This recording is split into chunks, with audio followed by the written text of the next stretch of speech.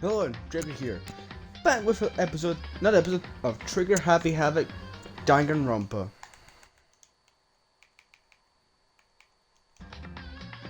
Last time we found all the evidence of the case of Chihiro getting killed, but this time we're on the class trial to figure out who killed Chihiro. Let's get right into it. If you like this video, make sure to hit that like and subscribe button. Let's go right in. Continue. We're just about to enter the gate. On our way to find out or figure out who killed Chihiro.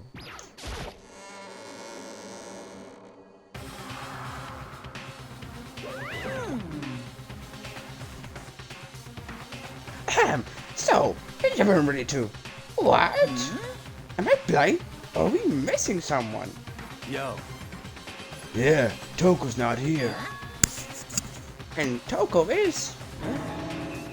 You really don't remember? Come on! Kidding, I'm just kidding. How could I forget that little nut job? She's a crucial part of the class trial this time. What are you gonna do? Okie dokie, I'll go ahead and drag her out here kicking and screaming. Just one moment, please.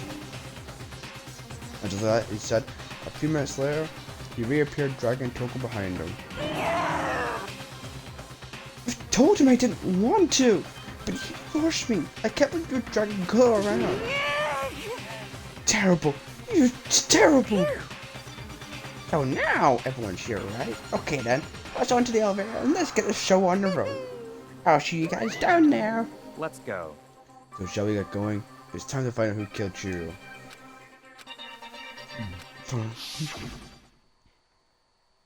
Someone made the choice to kill a girl like that. Yep. I want to go right in. You have no choice. We have no choice, right? We have to do this. It's true.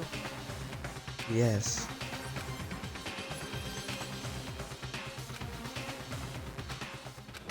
Yeah.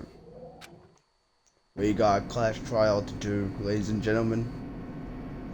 The steel box sank with heavy clunking sounds deeper and deeper into the ground. And as we went deeper, the uneasiness in my heart grew bigger and bigger. Can you save in the elevator? My god, you can.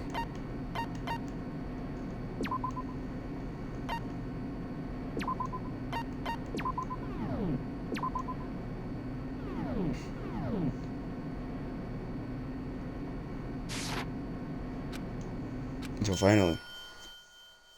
Hey Ari, you came here just in time. It's okay, no, you didn't miss much anyway. We're just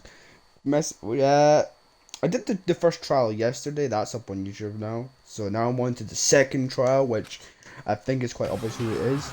So you're here at the right time. What do you think? I redecorated. Isn't it so fresh? Isn't it so exciting?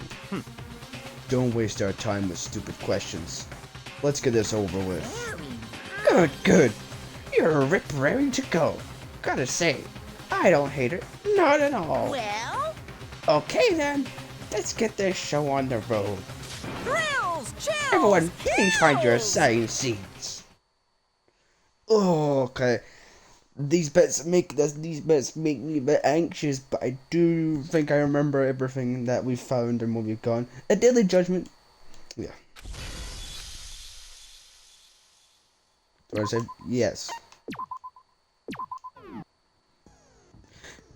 Chapter 2 does seem like it did go by a lot quicker than Chapter 1 did, so that might be what it just was in this game. Yeah, didn't get any more skills. No, we do have all the truth bullets that we could find.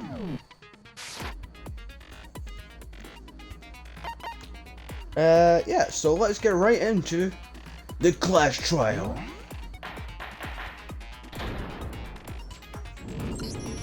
Let's begin with a basic explanation of the class trial. So, your votes will determine the results.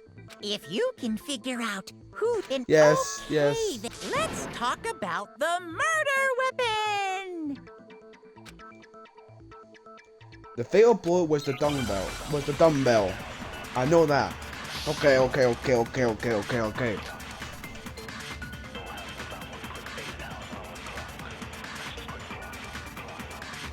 Chihiro's fatal injury. It appears it was a head wound. According to the Yes. Monokuma file, the killer used a blunt instrument. But what kind of blunt instrument could it have been? I bet it was an iron pipe. No! It certainly would. Poor Chihiro. Chihiro's. It appears it was. According to the Monokuma file, what kind of blunt in- I bet it was an iron pipe. Yeah! No, that's wrong.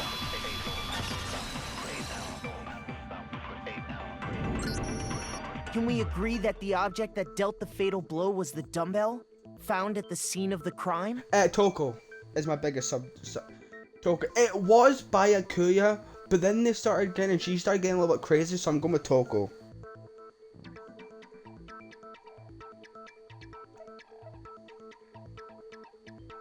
Oh yeah. It was covered in blood, and there was nothing else at the scene that could have caused that kind of injury. If it's not Toko, then to me it just couldn't. It couldn't be by Akuya. That's all I'm thinking. And the wound on the victim's head is consistent with I the think shape it's of the Toko. dumbbell. As far as I'm concerned, there's no mistake and no room for doubt on this one. You looked at her head wound? Hey, you never know. She had the split personality. Yes! That's so creepy! To me, it couldn't be Sakura, right? Like, that's a bit like... I just don't see it being her.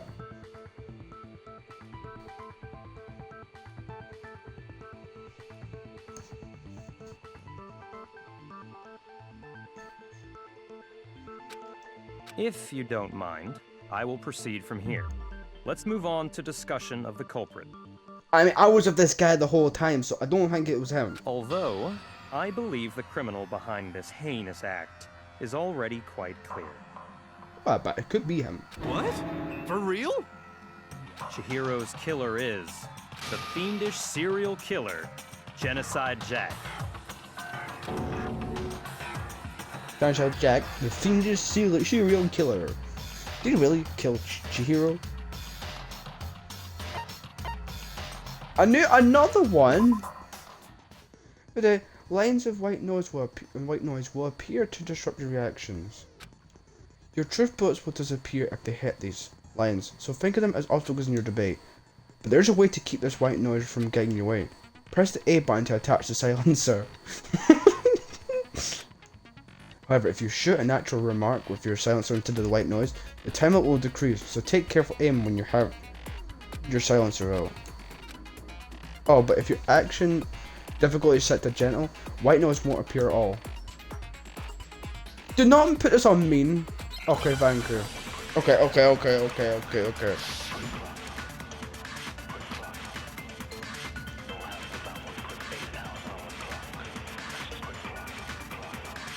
The culprit is Genocide Jack. I'm sure. Case closed, as far as I'm concerned.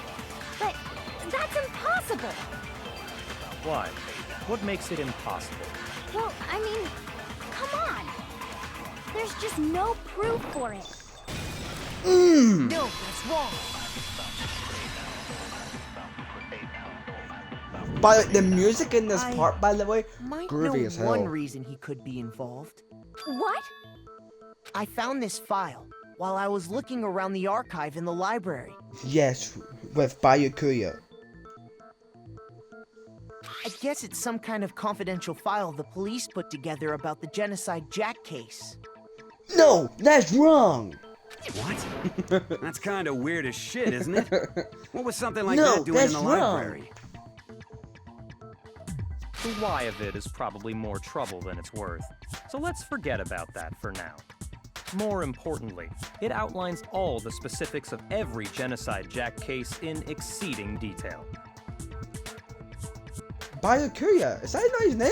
Is that how you say his name? And by the way, I've realized for the longest time I pronounced Natsuki's name wrong. It's Natsuki, not Natsuki.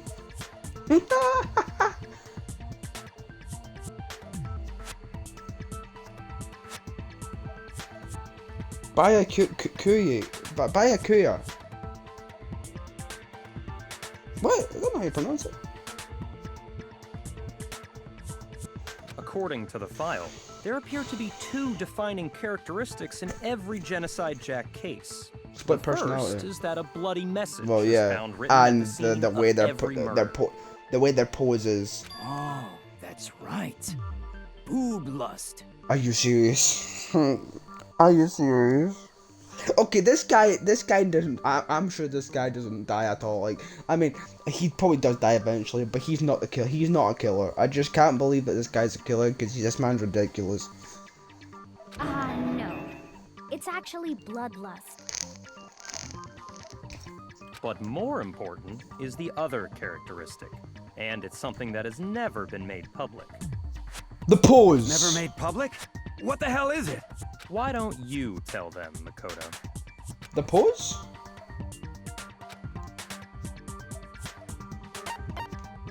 I got it! I got it! Apparently, in every Genocide Jack case, the killer suspends the body in a certain way. Other than the killer, the only people who know about this are the higher-ups in the police department. I'm a be honest with this second class trial. I looked up one bit on this class trial. It's the hangman trial bit because I don't like that part, so I searched up what the word is I'm looking for. It was just schizo. Only part I know about this whole this trial, that's it. However, Chihiro was most definitely suspended in the same way. I don't actually know. I do think it's Toku that did this trial, but I had to search it because I don't know, like that hangman trial thing. So, how did the culprit know about this when only high-level police officials were aware of it? There's only one logical answer I can think of. It's because the culprit in this case is the real Genocide Jack.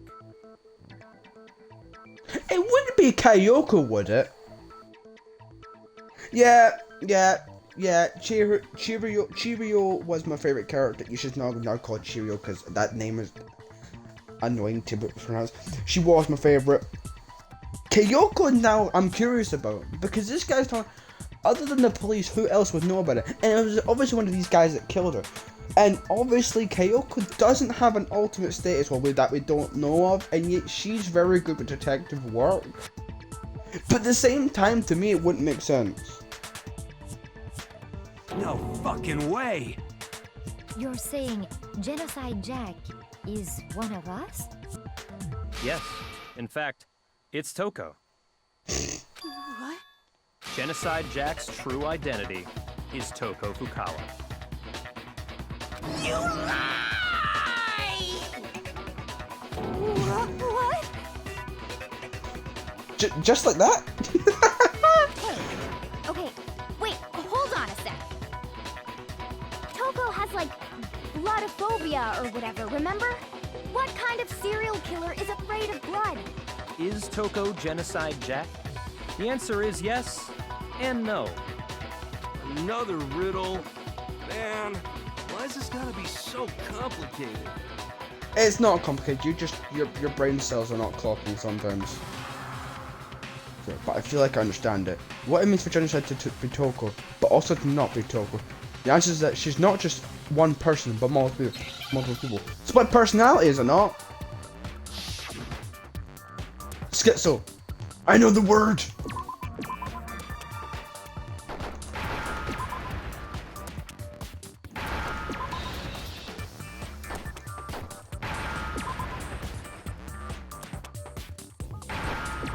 Yay! I searched it up. Now I understand.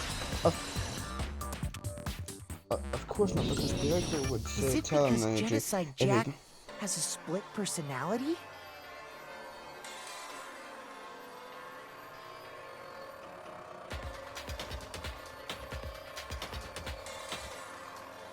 Huh? I think I read that somewhere in the file too. They thought that the suspect might have, what did they call it? dissociative identity disorder. He is the main character. Oh, okay. But still, to go and say that about Miss Fukawa is... And he's the generic basic character with the ultimate lucky stone. So yeah. Perfectly acceptable. Toko's strange behavior after seeing the body is proof enough that she has a split personality. But Kuya, in a way, she has a crush on you. Which also could mean you helped her out with this. You could be the killer. And this could all be a big self, because you said you wanted to do something original. But Genocide Jack's not really something original. He's been going around killing thousands of people. So I don't think it'd be you, because you took me literally everywhere for the crime. But at the same time, you wanted to do something original. So that is not original. So it wouldn't be. I don't know. I don't think it's you.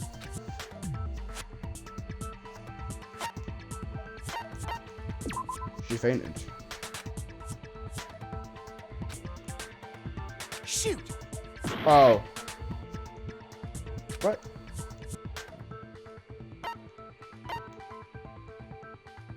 I got it! I get it. You're talking about how she started acting totally different than usual, right? I mean, Kuya did say, he has talked bloodlust before. And he's the only guy I know who spoke about Genocide Jack. Well, the only person in the game that I thought spoke about Genocide Jack, and also used the word bloodlust. And the only other person who would know about the archive room would be Toko, because Toko has a crush on him. I know that. And she literally got me to go there for practically no reason. So she should be the other person who would know about the inside. But again, she couldn't lift a dumbbell. I'm sure she couldn't. But Sakura, she's built. She's strong. So, and she did have the coffee, which means she could have rearranged everything at the same time.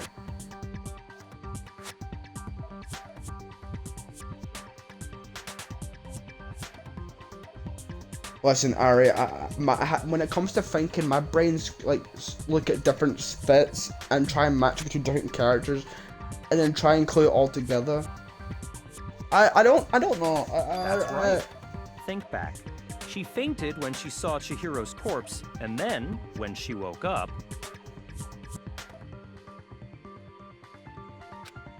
I don't know.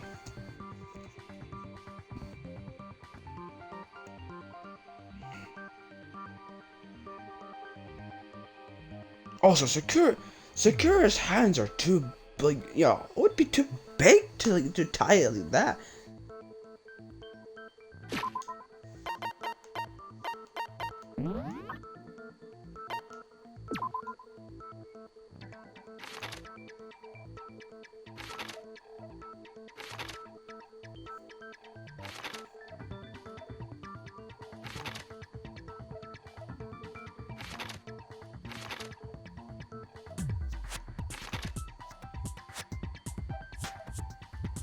Wait. But no, Okay.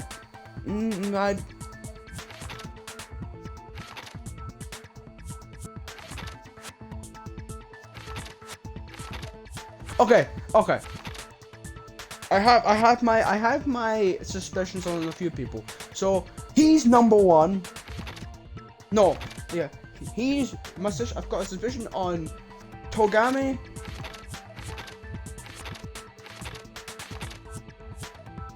Kyoko, Toko, and possibly Sakura. They're the four kind of people I've got in mind who could be the person who did it.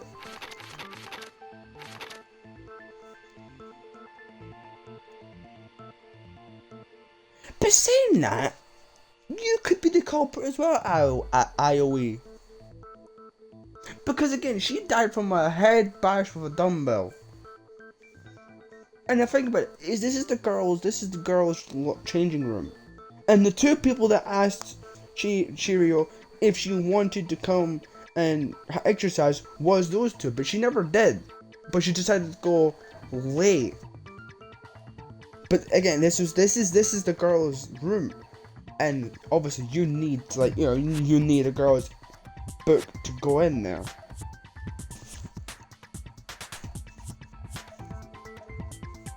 But the poster's changed as well.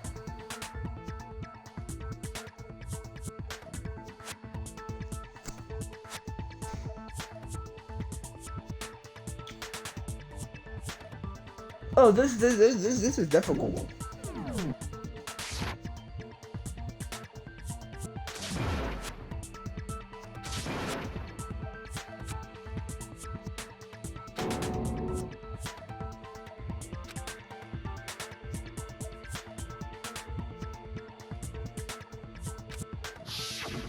She was acting funny, that's for sure.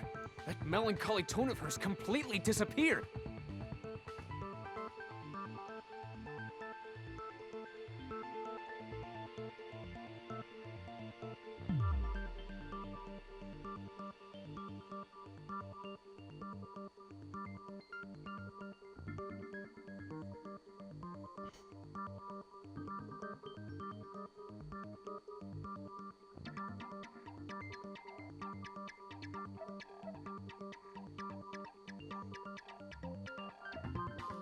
I'm just trying to really think here.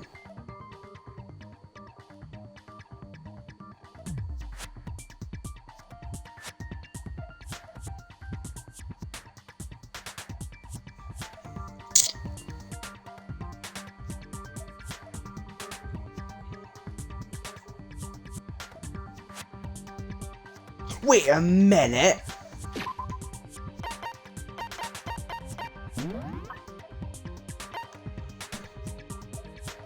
Wait.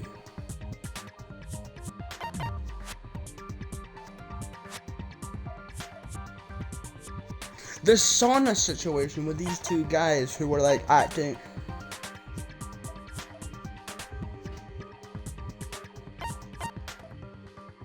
Okay.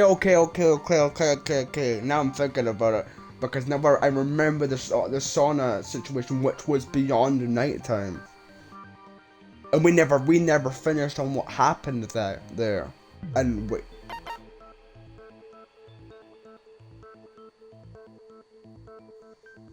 Okay. Now I've got my suspicions on both Taka and Mondo.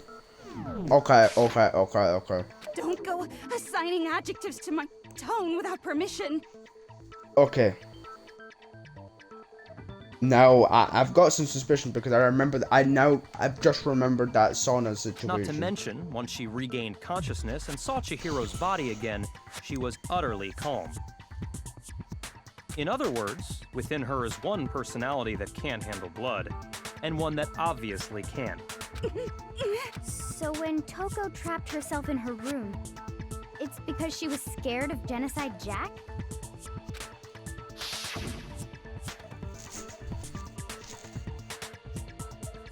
I'm gonna say Jack can control. I'll drive out the killer, drive out the murderous fiend.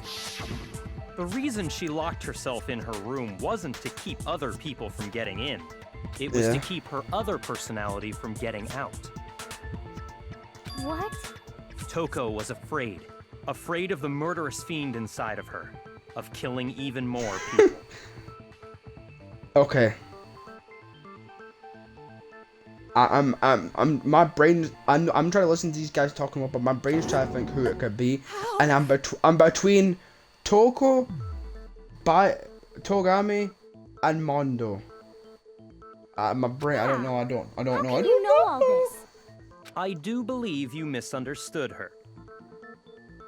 What she's trying to say isn't, how can you know all this? No. What she wants to know is, how could you tell them? Huh? Last night, just before Monokuma gave his motive speech, Toko and I had a strange conversation. She told me a most interesting story. She said a murderous fiend lived within her, and she was afraid it could appear and attack at any time. Yeah, but I don't know if I think she just said that because I think she said that because Again, she's had a crush on you, and she probably listens to what you talk about, and she believes a lot of the things you say and twists it in her mind. So then she's now thinking maybe, you know, something was inside. Maybe she doesn't necessarily know herself if she did kill, but she's scared to find out, to figure out. You know, so no, take Toko out of the situation, because now I'm actually thinking it wasn't her, because she's genuinely terrified of what the situation is going on, and she doesn't know if it was her or wasn't her, because she's been around this guy for too long, or listening to him for too long about this whole Genocide Jack situation, hearing that it was a teen person who did it, so then now she thinks she might have did it, but again at the same time she doesn't think she did it, but she doesn't know. So now I'm between you, Togami, even though you were with me the whole time after for the crime scene, and was also Mondo. And that trepidation is what's caused her to have such a bleak attitude. God, this Isn't game that makes right, you. Toko? This game makes you think. This is all a lie. Right, Toko? You said you wouldn't tell anyone. What? What? You What? promised. I can't believe you lied. You have only yourself to blame. You came to me with your tragic little story. I didn't ask you to. What? This is the real world, not some romantic fantasy fairy tale. Besides, you broke your promise first. You said that as long as you were here, no matter what, you wouldn't let Genocide Jack kill anyone. But in spite of that promise,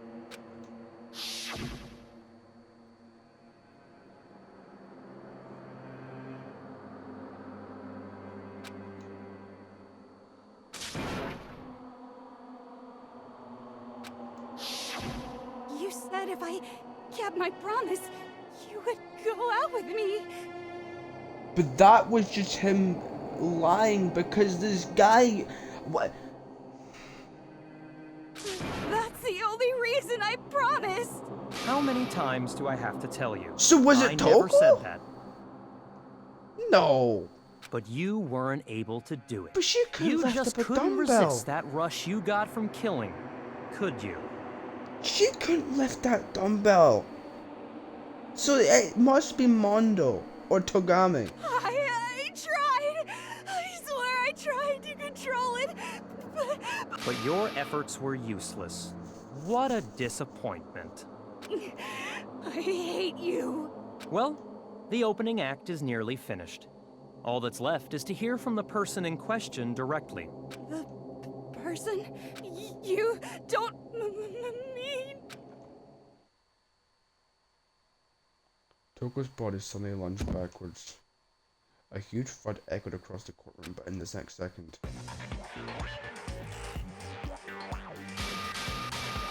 Well, hello there. Is it me you were hoping to see?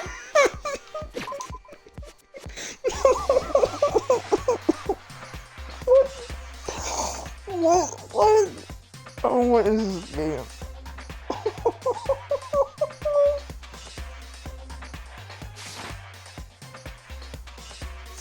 What do you mean?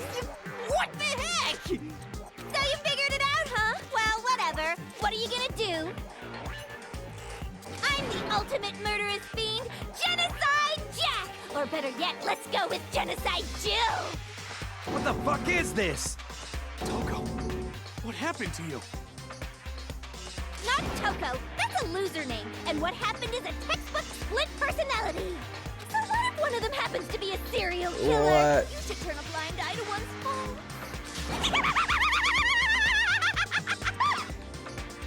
What the hell is this game? So intense. Like they say, sound in murderous mind, sound in murderous body. This one is so different from the one we've come to know. Yes, well, the world is composed of a front and a back, you know.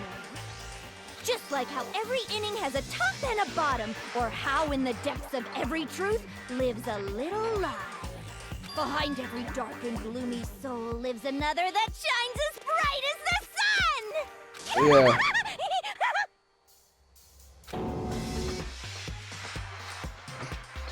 Yeah, it is. Miss Jack, Jill, can I Jack ask and you a Jill. question? What's up? Some of us think you might be the mastermind behind our entire situation. What are your thoughts on that? Well, I'll tell you. I am the mastermind of all masterminds. Just kidding. Then it's not true? I knew it. It's not true. How dare you try to link me to that creepazoid? And another thing, the police and government and society in the outside world are totally powerless. I mean, they just let this idiotic, bloodthirsty maniac go buck wild all over town. Sure, I'm a bloodthirsty maniac, but life is pain, right? To live is to hurt other people. It's a necessary evil if you want to survive. The act of living itself causes pain for everyone. The music goes hard. I'm not gonna say. Just kidding again! But I do have to say. Ugh.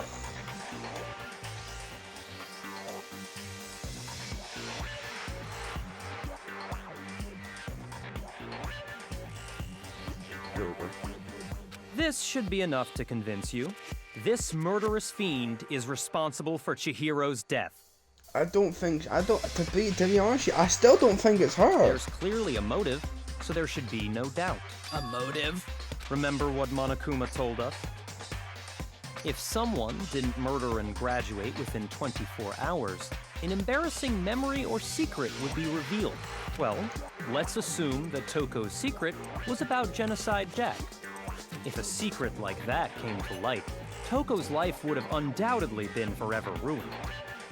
So she had a very clear motive to never have that side of herself exposed. Interesting. Very, very, very interesting. But sorry, as much as I hate to admit it, I'm not the culprit. I knew it. I knew it wasn't just Mondo or Togami. But I cannot imagine anyone other than you could murder someone in such a bizarre fashion. Maybe so, but nevertheless, it's the truth. Do you really expect any of us to believe you? Because if this was genocide, Jack that killed Chihiro, then they wouldn't have done all that poster swapping, all that. If I'm just thinking about what it would be. If it was Jack or Genocide Jill, there wouldn't have been all that evidence because there was never evidence beforehand. In all the other cases, there was never evidence, so it would not be Genocide Jack. So now my case goes towards Togami or Mondo. Mondo because he had the sauna situation which we never got to see after that because we went to bed and it was past the nighttime schedule. And Togami because he's blaming this all on her because of the one promise that he supposedly made with her. Yeah, I could never believe a word you say, you monster.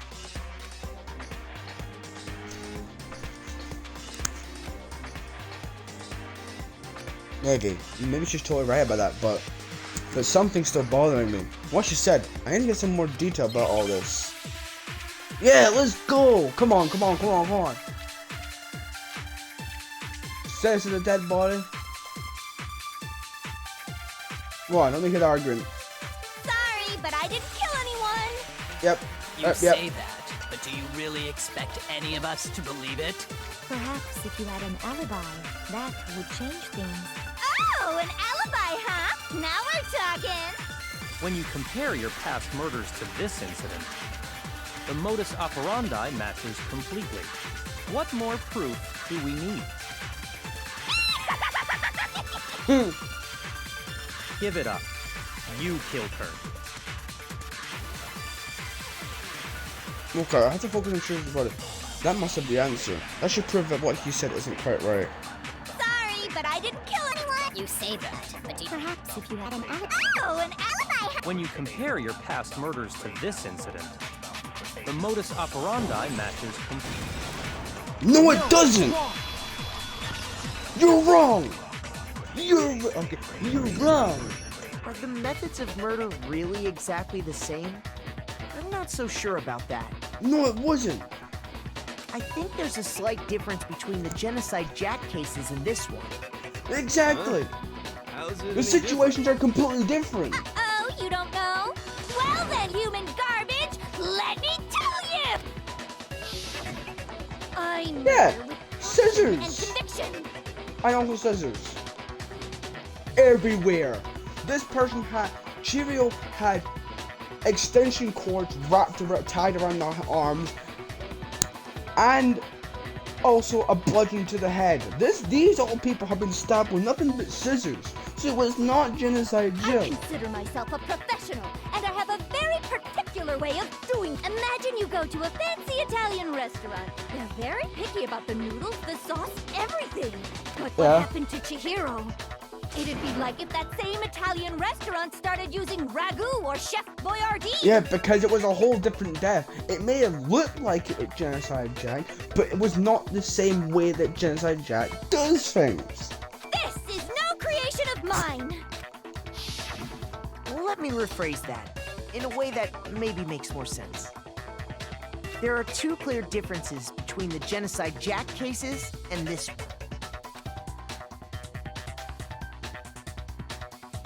Yes. In the photos from the other Genocide Jack cases, look at the neck and stomach. Here you'll see a clear off. I got it! Yeah! For one, the cause of difference. It was bludgeoned to the head, not by scissors. So all over the body. Genocide Jack murders, all the victims were killed the same way. According to the case file, they were all apparently killed with a pair of scissors. But Chihiro died from a blow to the head, right? I've come to a verdict on who I think it is. I have come to a verdict on who I think it is between him and him. Obviously, these two guys are quite tall. But with the size of the dumbbell of the thing, and this guy is pretty big, and he is a biker. Togami seems like a smart guy, but is he a strong guy? I don't think so. And also, I just don't see him being in the gym ever, and I'm pretty sure someone mentioned that earlier on in the case, so they're talking about this would never be a scene, a place that Togami would come. So my instincts, I think it's Mondo Awada who killed Chihiro. That's who I'm going with, because he's strong, he's a big guy, and he also uses the gym quite often. Ah, yes. That is remarkably different from the other murders. I think it's Mondo, because he's strong and he goes to the gym. Or Togami, I'm pretty sure I heard somewhere earlier in this game that Togami is not the type of guy to go to the gym or that at all. So he wouldn't go there. He wouldn't have a reason to go there. Whereas Mondo goes there all the time, and let's be realistic, he could lift those weights easily. So Mondo's the current person that killed Chihiro, and I hate him for it. Wouldn't it be strange for someone who kills the same way without fail to suddenly Get him change out. their method? Get him out. And there's more. One more conflicting detail. That's right. In my recipe of murder, if the bloody message is the tortellini, then the arrangement of the body would be the pesto sauce. Can you please stop comparing killing people to cooking? So, are you saying the other difference has to do with how the body was arranged? Yes. All the victims were stabbed to their hands. He or she. Yeah. What was used to surrender? Yeah, got it. Do you remember what the killer used to suspend She was. her? Her arms were suspended with extension cords, not scissors. Again, not scissors. So again, it's They not. used some kind of rope to hang her up by her wrists. It was one of them was It wasn't extension hard. cords. Well, in all the previous Genocide Jack cases, something else was used to suspend them. Specifically, Yeah, there's a razor sharp scissors. Skizzers. And guess what? I used my own specially designed scissors for the murders and the arrangement. How did you get away with all these murders? Can I just ask? Because I heard you killed thousands of people.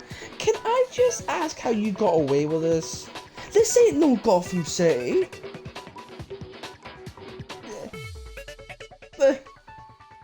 You're a teenager. Might I add this? How did you get away with this? Like, it makes no sense. Like I said, I'm a professional, so naturally I'm very picky about the tools I use. And you know what else? Big Mac said there's 2 differences, but he's wrong. Big Mac? Are you referring to me?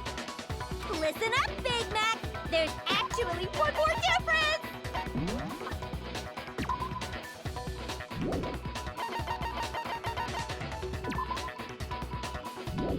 You're taller than me.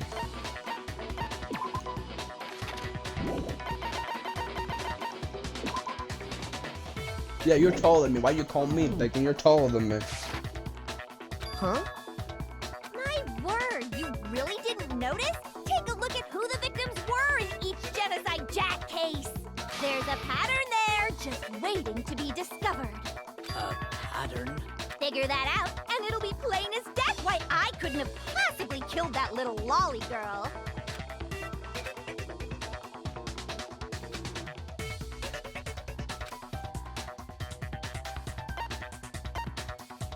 Chihiro was a girl. John! Is it because And all Chihiro the was a girl? and then all the cases were guys. Bingo! Bullseye! Right on the money! What are you talking about? In all the Genocide Jack cases, all the victims had something in common. They're all guys. Yeah.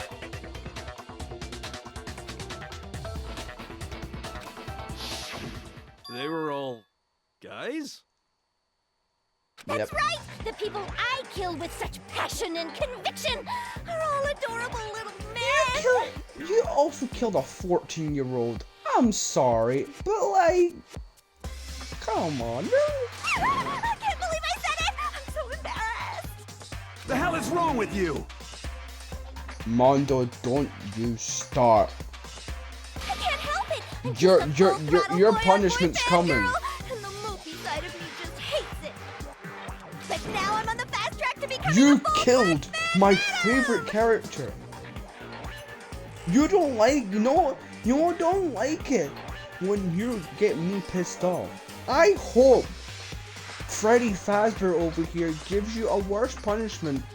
I mean, there's not very worse punishment than death, but I hope he kills you a better way than he did with both Junko, rest in peace, one of the best characters, I miss her, and also Leon, which I did like, but he did bad things. So since Chihiro was a girl and not an adorable little man, you wouldn't kill her? Would an Italian chef suddenly start making ramen just because they're both noodles? Don't be stupid.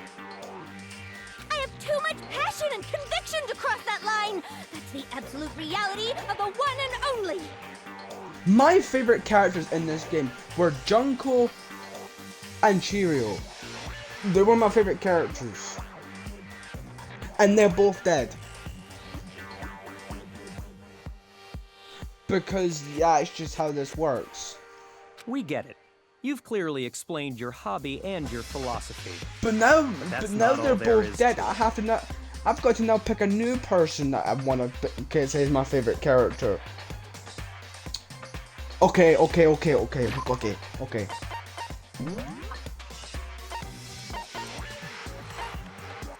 It will never be you.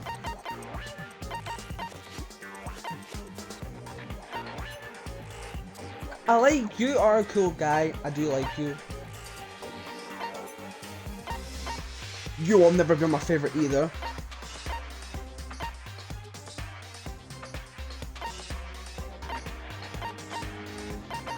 Man, I miss you both.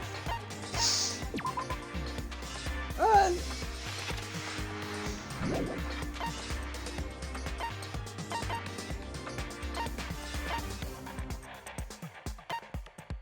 The music's a bop. Did I mention that already? You know what? My favorites, I've got two. Not just one, two.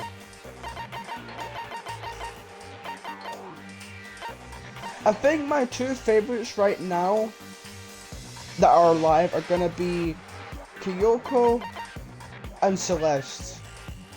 I just think Celeste is just an interesting character. I mean, she's a bit like Togami, but not not annoying, and not makes me want to bash my head against a wall every time. Every time I talk to Togami, I want to bash my head against a wall.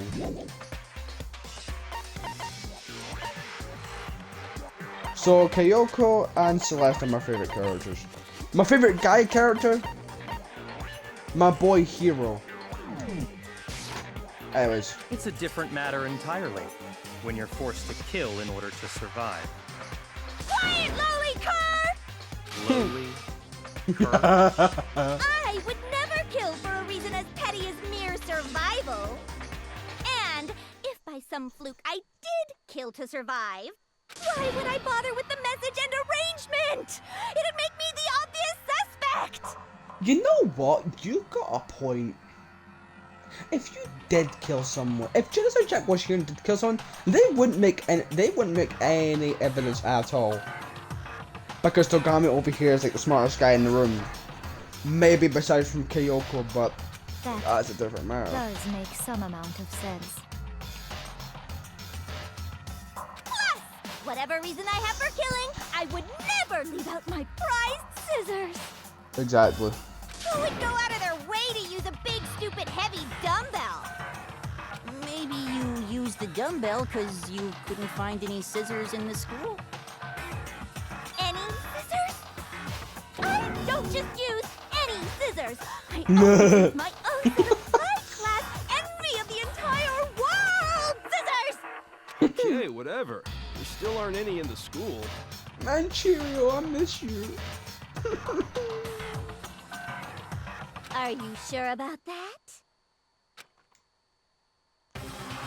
Oh. Da-da-da-da!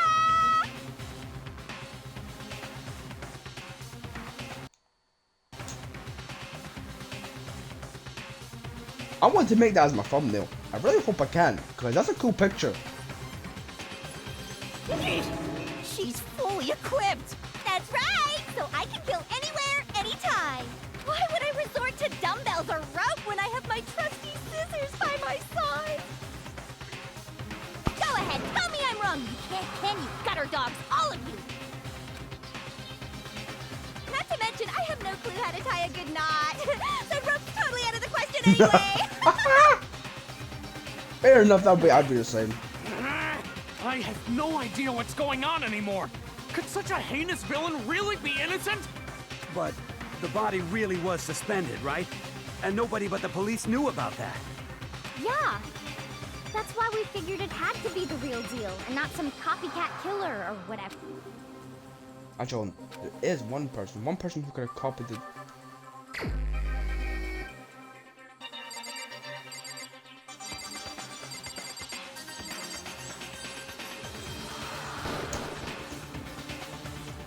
You.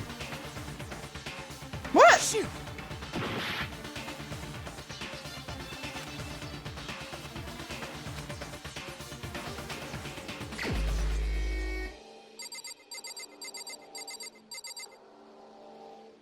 You? Here's my answer. Yes, I knew it. Byakuya, it's possible you could have found out, isn't it? You'd have no problem gaining access to classified government documents or internal police records. Plus, you'd already looked through the Genocide Jack file before this all happened. I can hadn't only you? tie my shoelaces after that. Are you saying Mr. Togami did it? Then, the reason he pushed the theory of Genocide Jack being the killer so hard was because he wanted to pin the crime on her. That would make sense. But I just don't think it's Tagami. I think it's Mondo. The adorable glasses man was behind it all? Oh, I'm on fire! Well, Byakuya, what's your response? I see. So now the suspicion falls on me. Then I must ask, when would you say I began acting suspicious?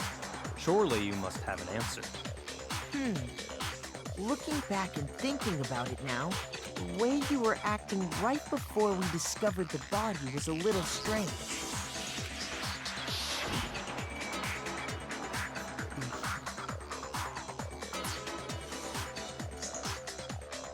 Wait a minute. But you don't come to the gym.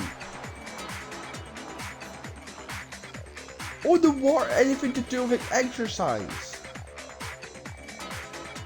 I just don't think it would be you.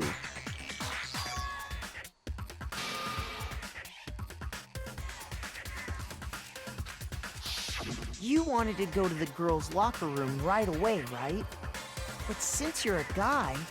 I should have naturally thought of the boys' locker room first. Is that what you want to say?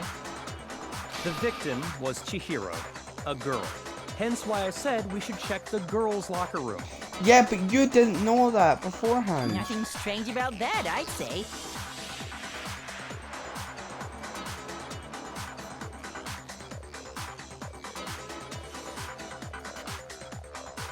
On the contrary, there's something very strange. Okay then, what's so strange about it? You wouldn't know it was her, a girl, unless you looked at it first. Go ahead, share with the rest of the class.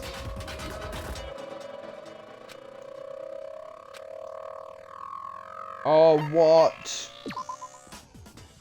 Next, we're going to add something called a truth flashback. If you aim at a weak spot and hold down the Y button, you'll memorize that weak spot. This memorized phase can only be shot once as a single truth bullet.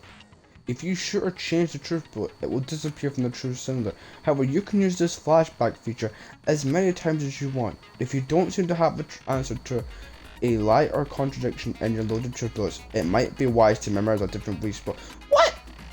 When's the best time? Well, you'll just have to use your keen wits, won't you? In this case though, I would say that if you don't use a flashback, you won't be refuting anything. Well, and good luck and have fun. What? Wait, what? Okay.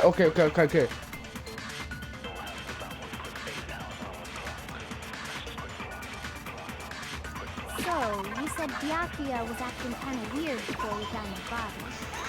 You could just access it.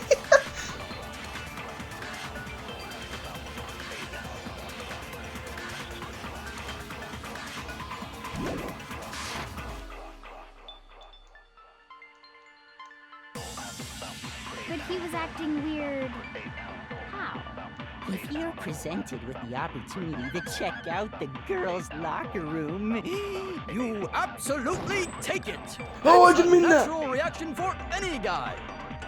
The victim was Chihiro, who was a girl. So of course I would suggest we check the girls' I locker don't know room what that first. said. There was no time for pointless distractions. What's so strange about that? I wish you'd taken me with you. I don't know.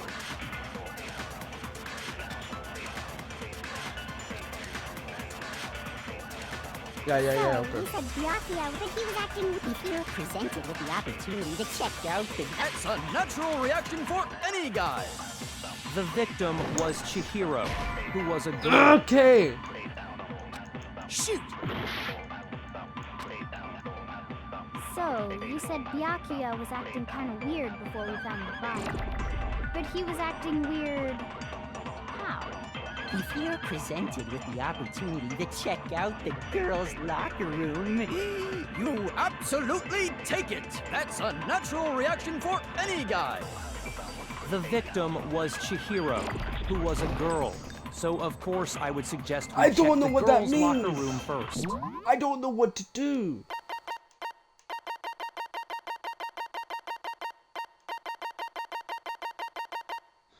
if you target a weak spot and then hold down, you can use that weak spot as a temporary flash bullet later in the argument. These flash bullets will disappear soon. You can use them or switch to another. I don't know what that means. There was no time for Pointless to. What's so strange? You wish you'd taken me with you. So, you said Byakuya was acting kind of weird before we found the body. But he was acting weird. How? If you're presented with the opportunity to check out the girls' locker room, You absolute. That's a natural reaction for any guy. the victim was Chihiro, who was a girl. So of Of course, I would suggest that there was no time for. What's so strange? You wish you'd taken me with you.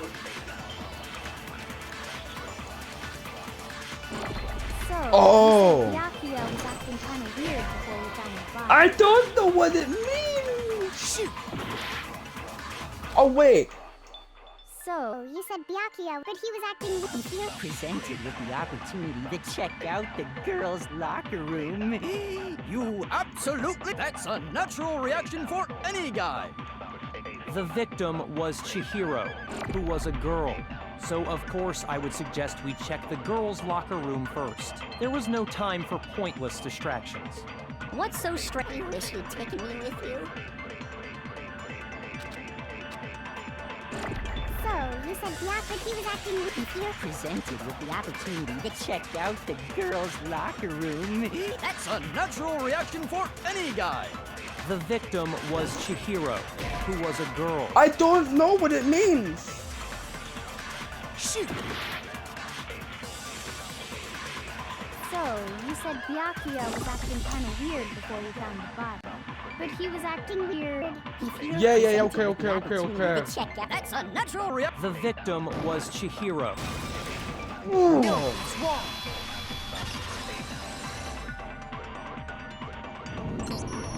I'll tell you what's so strange about that. This is difficult. Because up until we actually discovered the body, we couldn't have known who the victim was. And that's fine. So your claim that you went to the girls' locker room first because Chihiro was the victim doesn't hold up. Exactly. I see. That's a good answer, I must admit. Interesting. Very interesting indeed. But your reasoning is still too weak. Huh? What's wrong? Is that it? Surely you've got more than that. Go ahead. Show us. What's a Byakuya's attitude? It's like it doesn't care. I've got him cornered, but he's acting like it has nothing What's to do the with him. matter? You're not finished already, are you? There must be more to it.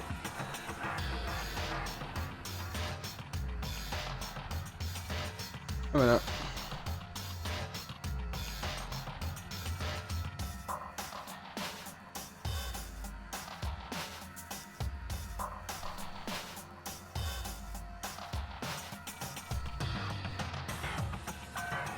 Here you go. There is. I think. There is more to it. Think about it. We just talked about the differences between this case and past Genocide Jack incidents.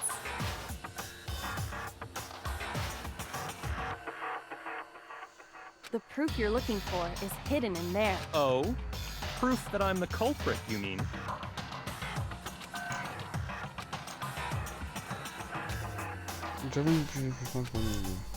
What could it be? Oh no! Oh no!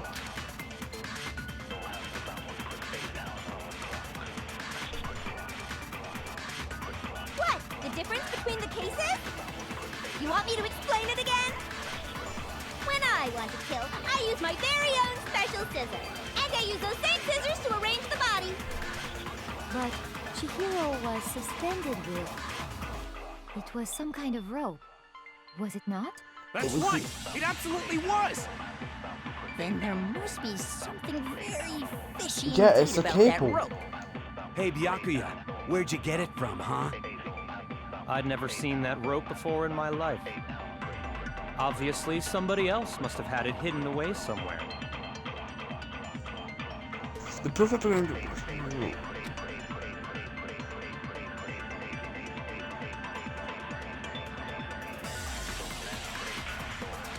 The item she had to ban with was used like rope, but was it actually rope? No, it wasn't. I didn't use rope, he used a very specific object. He used... What? The difference between you want me to explain when I want to kill, and I use those things. But Chihiro, it was some kind of. That's right. It absolutely. Then there must be something very fishy and... Hey, Byakuya, where'd you get it from, huh? I'd never seen that rope before in my life. Oh! Obviously, somebody else must have had it hidden away somewhere. What? The difference between you want me to explain when I want to kill, and I use those things. But Chihiro, it was some kind of. That's right. Then there must be something very... Hey, Byakuya, where'd you get it from, huh? I'd never seen that rope before in my life. Ooh, no, it's wrong.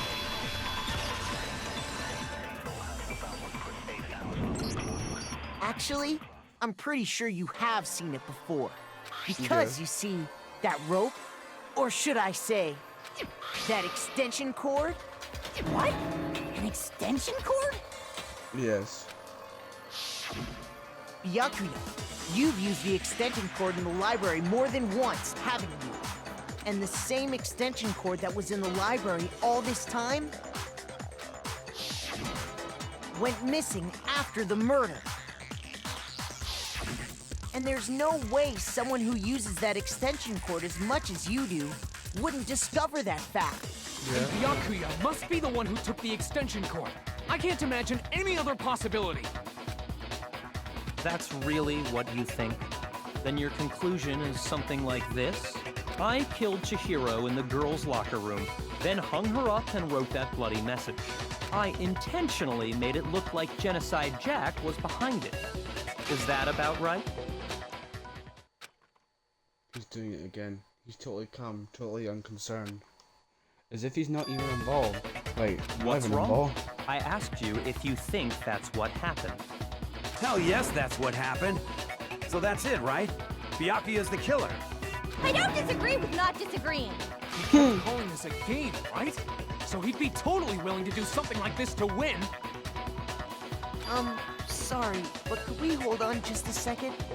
I think we need to talk about this a little more. Sir, do we really need to? We've already decided who did it.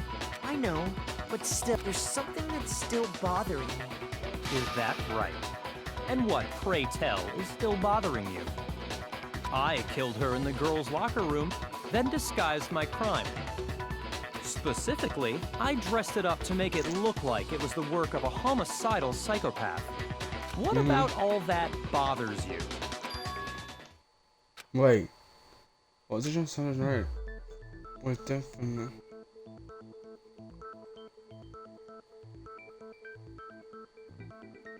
She wasn't killed in the girls' locker room.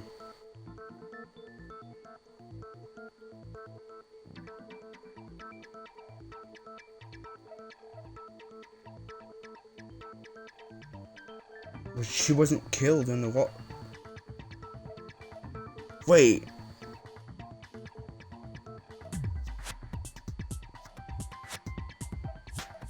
But no.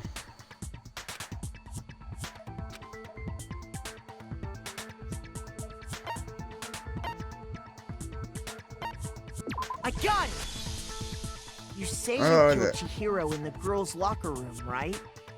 But are you sure about that? Isn't it possible that the murder took place somewhere else? Yeah. How disappointing. What kind of question is that? Even in the world of disappointments, this is a true letdown. She was found dead in the girls' locker room. There is absolutely no question about that. How could the scene of the crime have been anywhere else? Well, I think it's entirely possible that she was killed somewhere else, then carried there later, along with the rest of the murder scene. The rest of the murder scene? That was awfully specific. Please tell me you have a reason for saying all of that. I believe I do. Did they just take you off guard? When the story sent them to this crime, Byakuya had been so calm up till now. Maybe Byakuya never even realized that the actual scene of the crime could have been somewhere else. Don't just move on without permission! What do you mean she was killed somewhere else? Come on, Makoto. If there's any chance the murder took place somewhere else, let's see the proof. And that shows that the murder took place somewhere else. There was something that switched between the boat.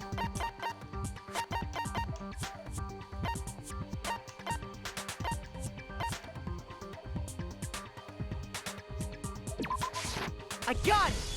Yeah, it was the proof that poster she was killed swapped. somewhere else is the poster that's hanging in each locker room. Your proof is some posters? The poster in the girls' locker room was a picture of a big boobed supermodel. But don't you think that's kind of strange? Alright, I just didn't think you'd say it. Why would the girls' locker room have a poster like that? I bet those massive jugs of hers were totally fake!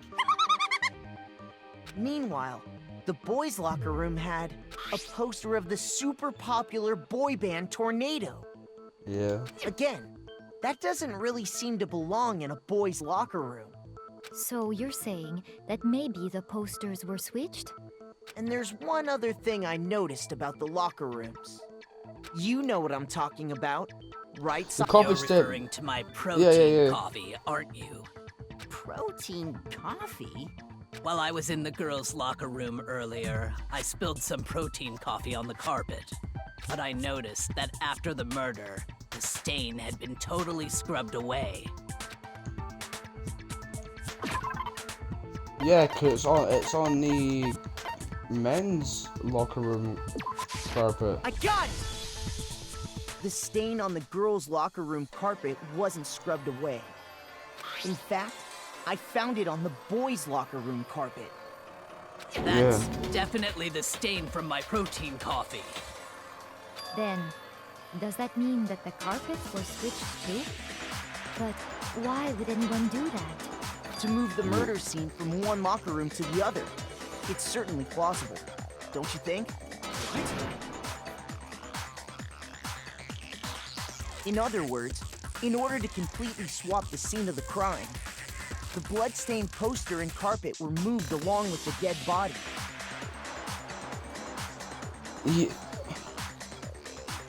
That would By make doing sense, this, actually. The killer was able to change the entire room where the murder took place.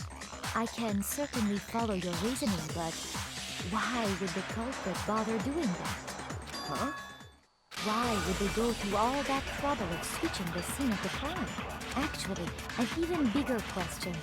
If the murder did take place in the boys' locker room, then how did Chihiro get in the boys' locker room in the first place? Dragged To get in. into the locker rooms, you have to swipe your e-handbook across the card reader device, but Chihiro's handbook should have only allowed her access to the girls' locker. She had no way to get into the boys' locker room to begin with. No, she did have a way, and I can tell you what it was. I highly doubt that. Shut up! I'm telling you, I know how she Yeah, could yeah, have done yeah, it. yeah. The handbooks. The handbooks. Yeah. Broken in handbook.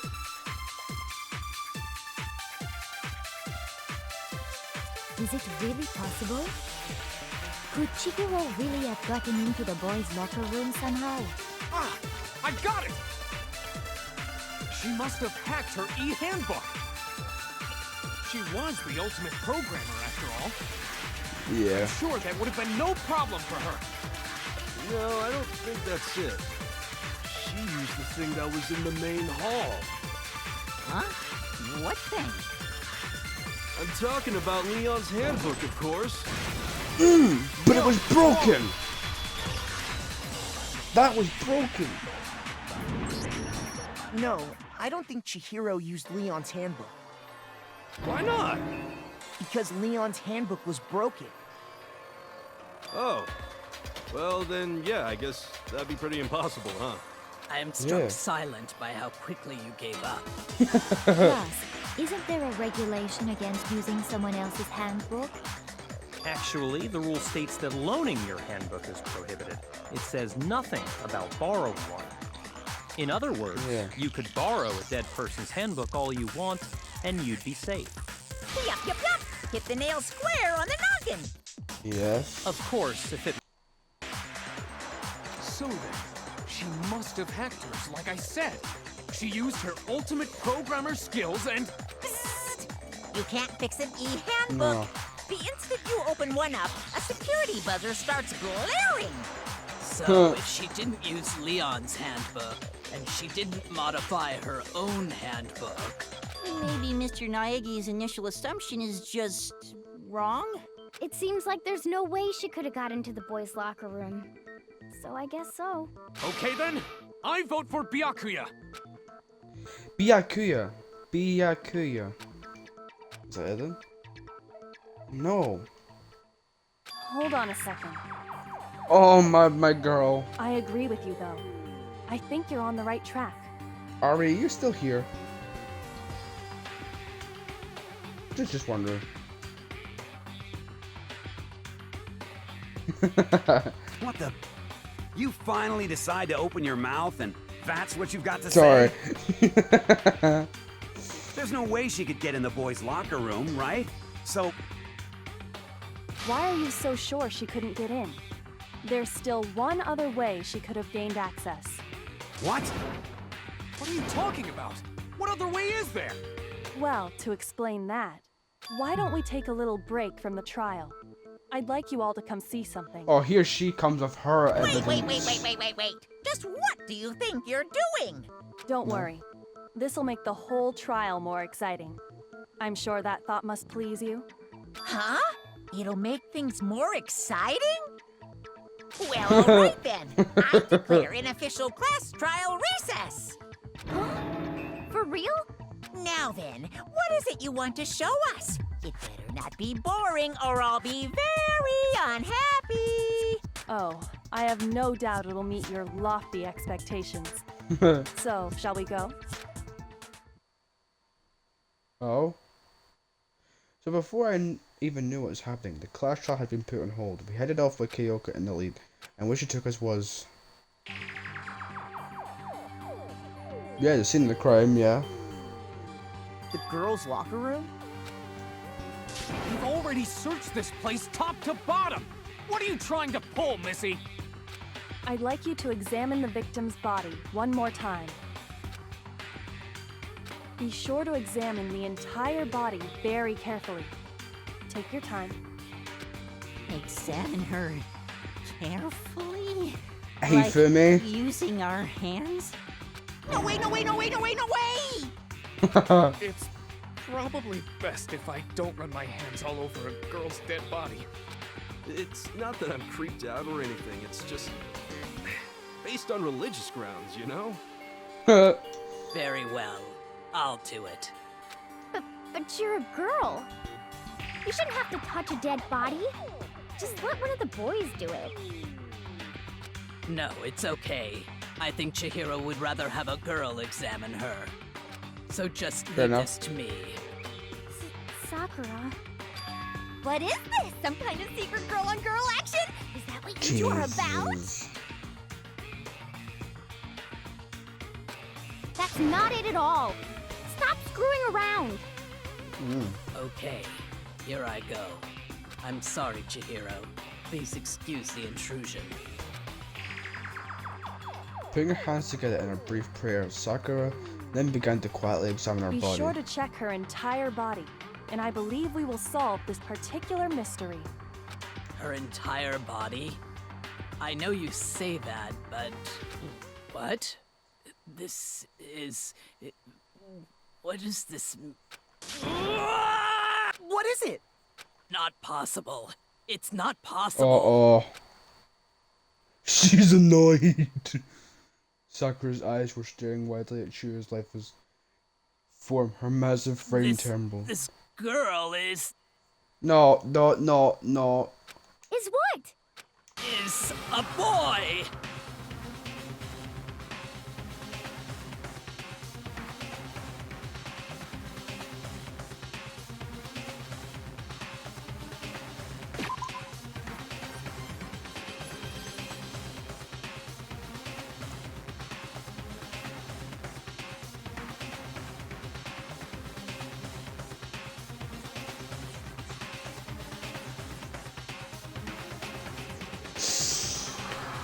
Oh. know.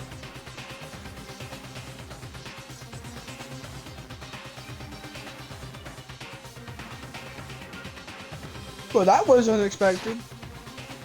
Ah, I see. So she was actually a he. So we call this in the age of 2025, Thank you by for the way, a confirming this fact. femboy.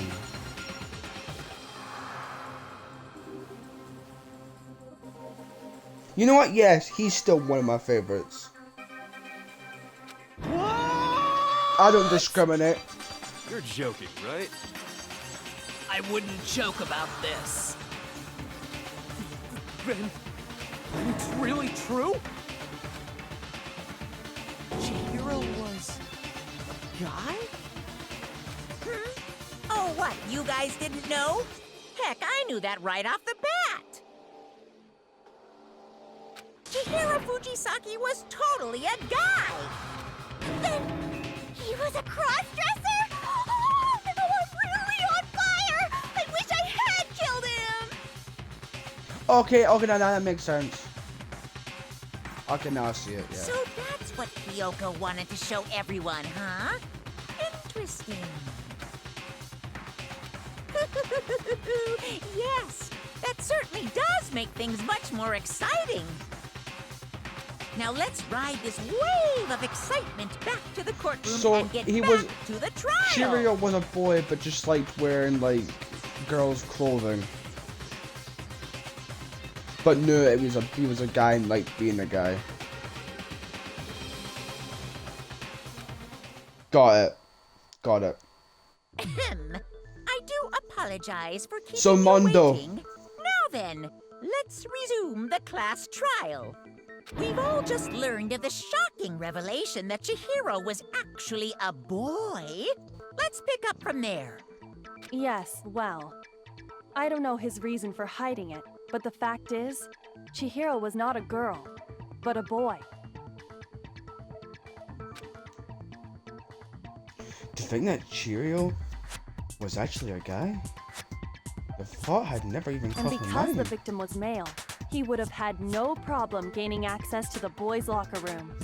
Assuming his handbook did, in fact, list his gender as male, then yes, that would be true. Of course his handbook said he was a boy. He dressed like a girl, but he was a boy through and through. I mean, yeah. So then, there should be no issue with Makoto's initial assertion. The victim was killed in the boys' locker room, and was then later moved to the girls' locker room. And the killer could have easily used Sayaka or Junko's handbook to get into the girls' locker room. Kyoko, can I just say something right here? You are an absolute genius. There's something like... You must be like the ultimate detective, ultimate case solver, ultimate crime investigator, ultimate everything, ultimate genius, you know.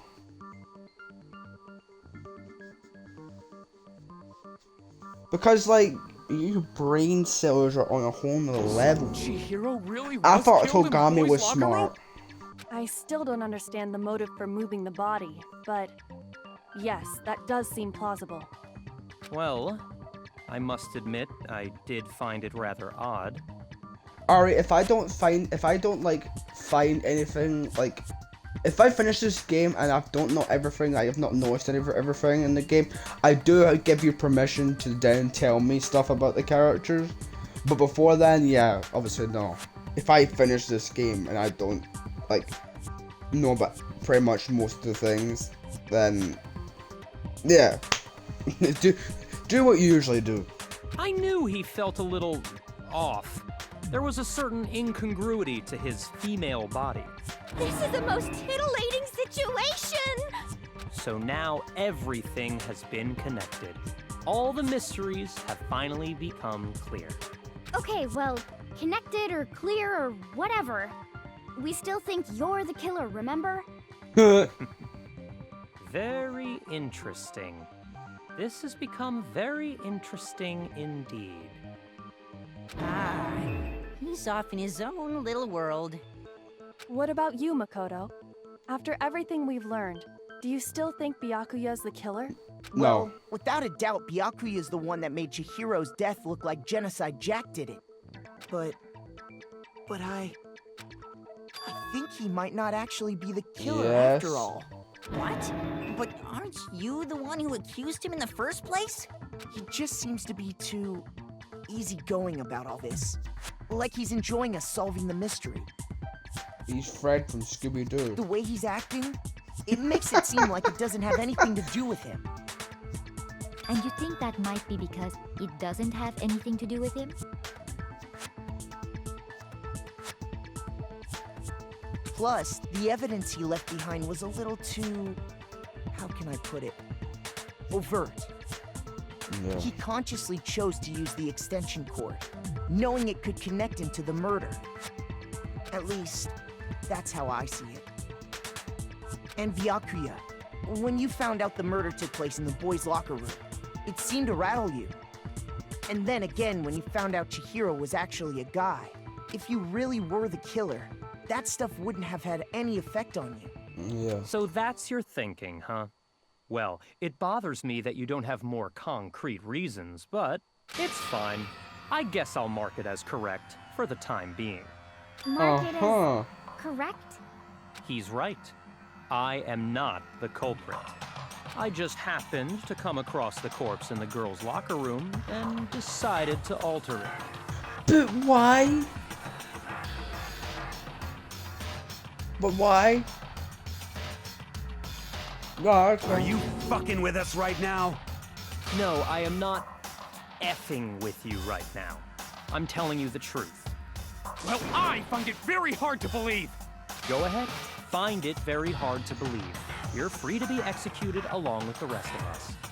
If you're really telling the truth, then why? Why do you do that to his body? My reasons hardly matter right now.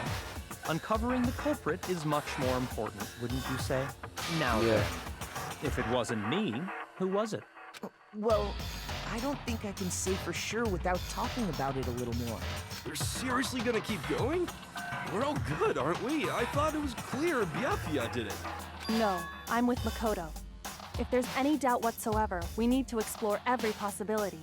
Because if we're wrong, we all die here. Exactly. Very well then. I'm with you too. Damn straight. Count me in. Do you not have a mind of your own? Of course I do. What am I, an ant or something? Anyway, let's discuss this all as a group one more time. We still have time to make our decision. That's very true. Our lives are all on the line. Excellent. Then shall we resume our game of hide and seek? Here's a real question. The killer's able to gain access to the real number. I got it! Yeah! With the guy. Because Leon's handbook, according to the killer would have had to use the rune. Because it had to have been a guy. There's still not enough to... The sauna incident! Come on! Celeste account? Isn't there a single clue that might lead us to who did it? Well, clues are one thing, but did nobody get a look at the killer? I'm sure if someone saw the killer, they would have said something by now.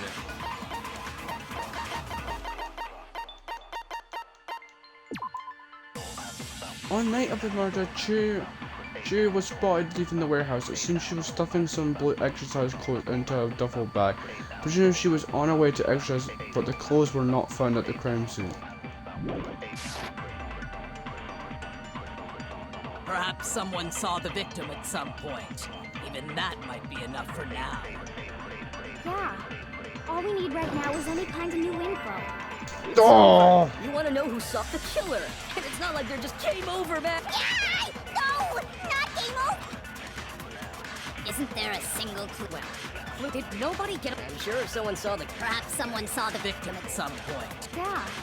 All we need right now is any kind of new info. It's I'm over. going to You wanna kill know myself. Who saw the killer? And it's not like they're just game over, man. Yay! No! Not game over! Isn't there a single clue? Did nobody get? I'm sure someone saw the. Perhaps someone saw The victim at some point. Even. Yeah. All we need right now is any kind of new info. Are you You want to know who serious? saw the killer? And it's not like they're just game Over, man. Game over. Yeah! No! Not game over! Isn't there a single clue? Well, did nobody get? I'm sure someone saw the. Perhaps someone saw The victim at some point. Even. Yeah. All we need right now is any kind of new info. It's over. Oh. You want to know who saw the killer? And it's not like they're just game over, man. Yeah! No! Not game over! Isn't there a single clue that might lead us to who did it? Well, clues are. Did nobody get a look at? I'm sure someone saw the. Perhaps Someone saw the victim at some point. Even. Yeah. All we need right now is any kind of new info. What? Wait, what? Shoot!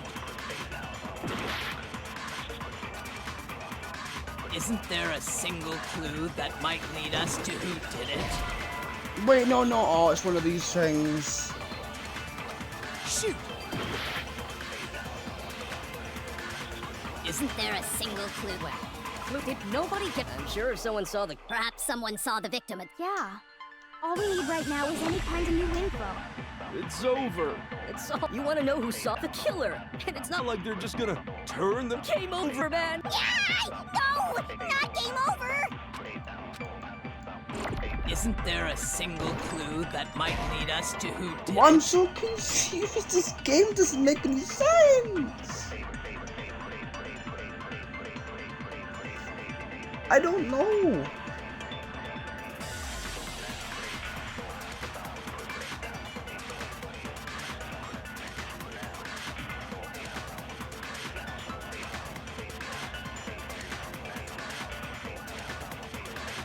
I don't know.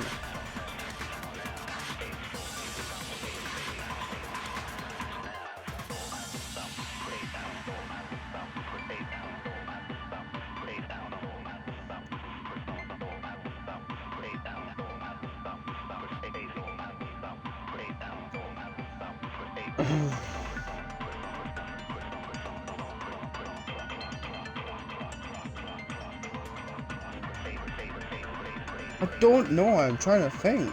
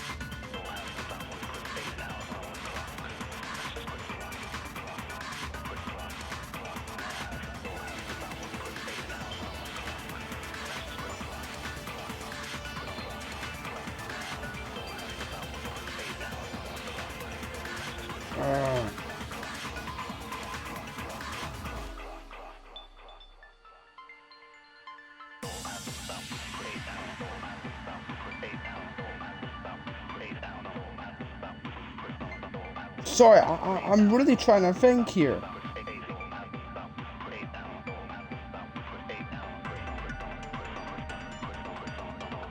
It's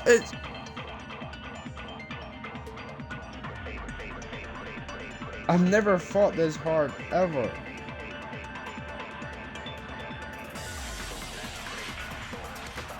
Come on.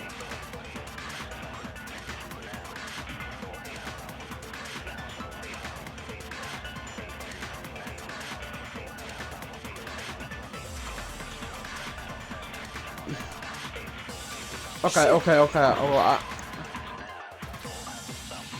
Isn't there a single clue that might lead us to who did it?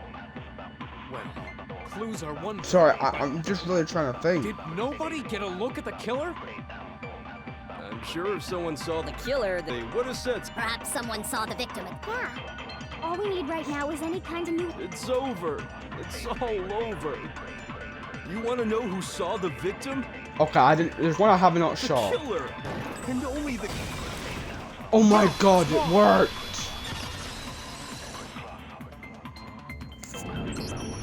I believe someone else did see the victim before he was You just murdered. gotta try everything, What do you really. think, That's Celeste? it. Now that you mention it, yes, I did see him. Huh? Really? Oh, but I suppose only Makoto knows about this. Yes. The rest of you had no idea, did you? That is why you're all making such ugly noises. Whatever! Just hurry up! Yes. It was last night, right before nighttime. I saw Chihiro in the dormitory warehouse. I saw him stuffing and then... Yes. A track jacket and a duffel bag. But we didn't find anything like that at the murder scene. It seems likely that the culprit destroyed them to get rid of any evidence. And that is when he said something that struck me as rather odd. What did you say? Well, I'd better get going. I'm kind of in a hurry. Chihiro told me he was in a hurry. But why would he be in a hurry? Only if someone were waiting for him, I should think. So, Mr. Fujisaki was on his way to meet with someone, and then they were going to work out together? Surfmondo. And I had invited him to exercise with us plenty of times, and he always declined. Probably because he was afraid you'd find out the secret he was hiding, right? Which means that conversely, he must have trusted whoever he was meeting with very much. Enough so that he was willing to risk his secret being revealed. What a marvelous friendship! The point is, whoever he met up with is the culprit, right? So we just gotta figure out who it was. But knowing what we know, I can't even guess. No, you already have what you need to make the connection. Huh? What? You know who the killer is. Seriously? Who is it? Who's the killer? Think back to the track jacket and duffel bag the killer disposed of. Focus on the details of these items, and it should become obvious who was waiting for him. Are you sure about that? You really think we can figure out who did it based on 2 pieces of evidence that we don't have? Why? You want to track down some fingerprints or something? Even if we had the equipment for that, we wouldn't know how to use it. As was noted, the evidence is already gone. There's nothing to get fingerprints from. Maybe, but we can make certain inferences if we just take the time to talk it out. Easy for you to say, but fine. Celeste, did you notice anything special about the bag or jacket? The bag was just a normal duffel bag from the warehouse. All the bags in there are the same, so I can't imagine what would make that one special. Well, if I remember right, there was a decent variety of tracksuits to choose from. Do you think there might be some connection between the culprit and Chihiro's jacket? Perhaps. Let's explore that and talk a bit more about the jacket you took. Wait, what? Oh no! Oh no, no, no, no, no, no. I don't know. Oh, First of all, what? we know where Chihiro was headed. He was on his way to go exercise. So next we have to ask, why did he choose the specific tracksuit that he did? What do you mean, the specific tracksuit? I got it! He picked that tracksuit because it matched the one the culprit was wearing. So, what you're saying is, the killer was wearing the same blue tracksuit as him? My tracksuit is black. I don't even have a tracksuit. Cause exercising sucks. I have a white tracksuit personally. I got it from the warehouse, if you must know. Did any of that really help us get any closer to figuring out who the culprit is? No way. Not a chance. You heard him, right? What he just said without even realizing it?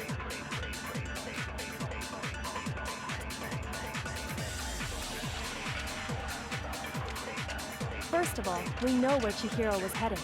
He was on his way, so next thing, Why did he choose the specific... What do you mean, the specific tracksuit? I got it! He picked that tracksuit because it matched the one the culprit was wearing. So, what you're saying is, the killer was wearing the same blue tracksuit as him? My tracksuit is black. Oh. Shoot! First of all, we know where Chihiro was headed.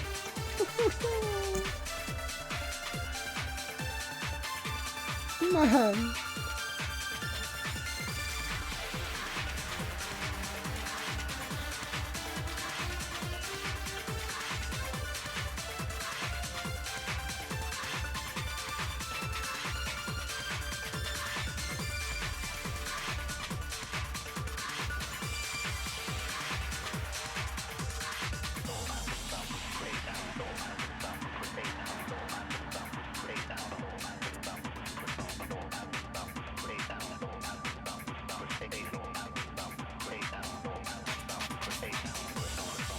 I'm about to die.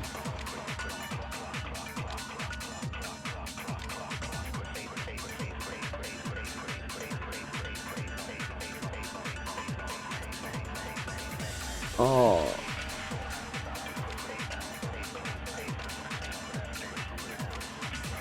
Why are these actually getting really difficult? Wait, what are you saying? Wait. Sorry. Wait, change the bullet if you can. Maybe check Mondo's account? That's a good idea, actually. Should I check Mondo? He was on his way to go. So next week, why did you choose this? What do you mean, the specific? I got it! It matched the one the culprit was wearing. So, what you're saying is, the killer was wearing the same blue tracksuit. No, it's wrong. What the hell? Hold on a second, Mondo.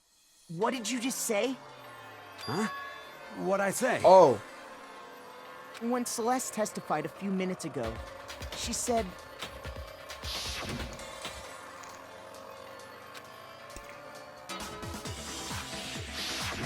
She never said anything about the jacket's color.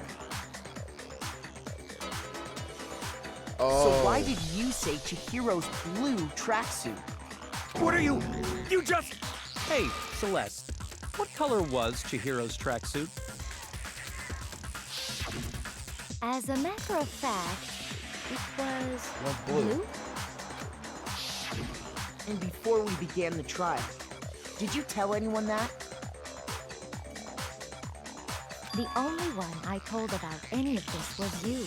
Yes, you did on the Then, Mondo, how did you know what color Chihiro's tracksuit was? Because I just... I'm sure he saw the clothes at some point in the investigation. No, that can't be it. No, it's not possible. The bag and clothes were surely disposed of by the time we began our investigation. Then the only reason he could have known what color the tracksuit was is if he saw Cherry with it before he died. That's the only possibility. It's if she saw Cherry with her. Who's Cherry? Are you Cherry. talking about Chihiro? So, how about it? Did you see the tracksuit or didn't you? Just by chance. I just happened to see it last night. He walked past me, and he was carrying the tracksuit in his hands. No, that can't be it either. According to Celeste's testimony... She stuffed it in the bag. When Celeste noticed it, Chihiro made a point of making sure the jacket was completely in the bag. If you just ran into him briefly, you couldn't possibly have seen what color the tracksuit was. Exactly. It would appear you dug your own grave. Perhaps. Yep. But you handed him the shovel, didn't you? That's why you said what you did. Focus on the tracksuit and it'll be obvious who he met with? What a bunch of nonsense. Ah, now I understand. It was all one big bluff, wasn't it? Your true intention was to draw a slip of the tongue from the culprit.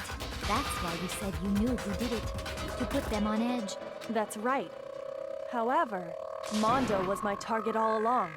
I had my suspicions about him from the very beginning. But why? What made you so suspicious? That's a good question.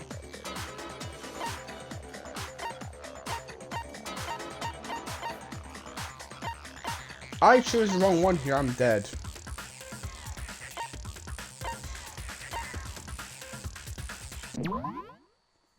If I picked the wrong one here, I'm dead. Can I add that?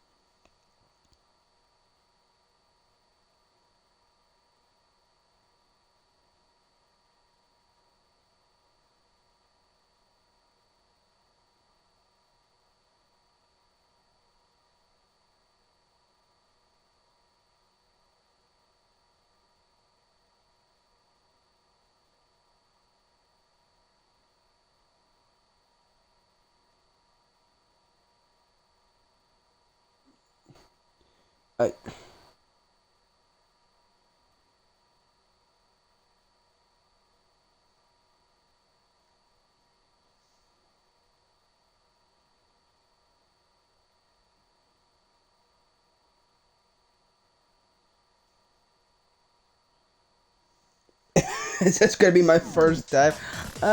It could be one or two because it can't be because I hate him. The way he was acting, man, the guy is always acting like that. So the guy is always acting the way he is. So it must be the way he talked. Oh my god.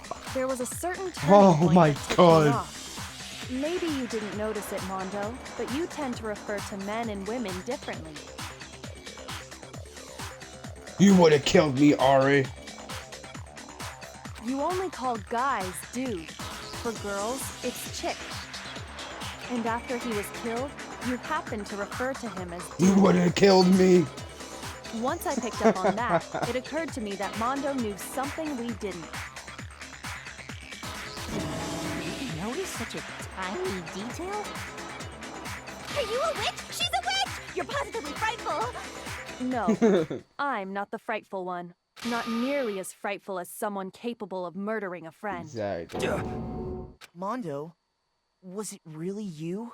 Did you really kill Chihiro? I didn't kill anyone! You've been all over me, judging everything I say, Is it putting time? words in my mouth. What gives you the right to treat me like a goddamn criminal? Yeah! He would never do something like that! This is a false accusation! It's true. My reasoning on that is pretty shaky. That was fast. Well, this does present us with a problem. It seems. Oh, it's time to make a comic book, I'm guessing. My time Oh. has nearly come. That's what my little ghost friend is telling me. Oh yeah, that reminds me. Hifumi, weren't you telling Oh me you yeah, found he some did evidence? say. Really? What kind of evidence? Actually, now that I'm thinking about it here calmly, it might not be all that relevant. Jeez, does your confidence just get up and walk away? It's fine, man. Just tell us. If you really insist, then, here it is. What do you have there? It happens to be an e-handbook. I found it laying on the ground, so I scooped it up.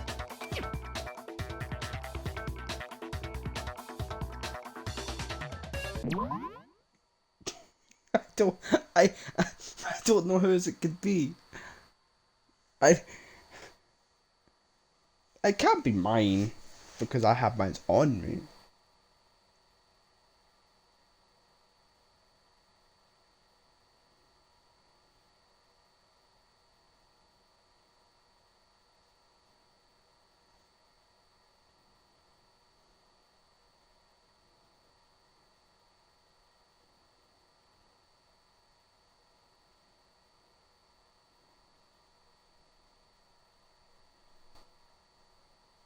So again, either way, it's a 50-50 chance I'm dead or alive.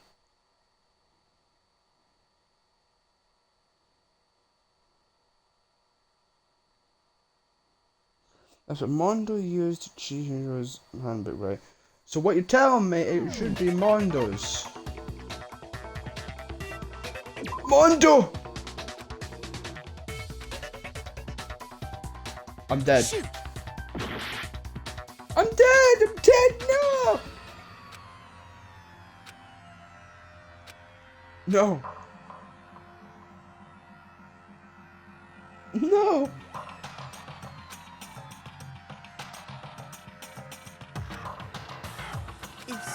Is this really the end for all of us? No! Yes! I refuse to give up yet! Please don't just restart the whole thing. Hold on a second, Mondo. Huh? When Celeste testified a few minutes ago, she said...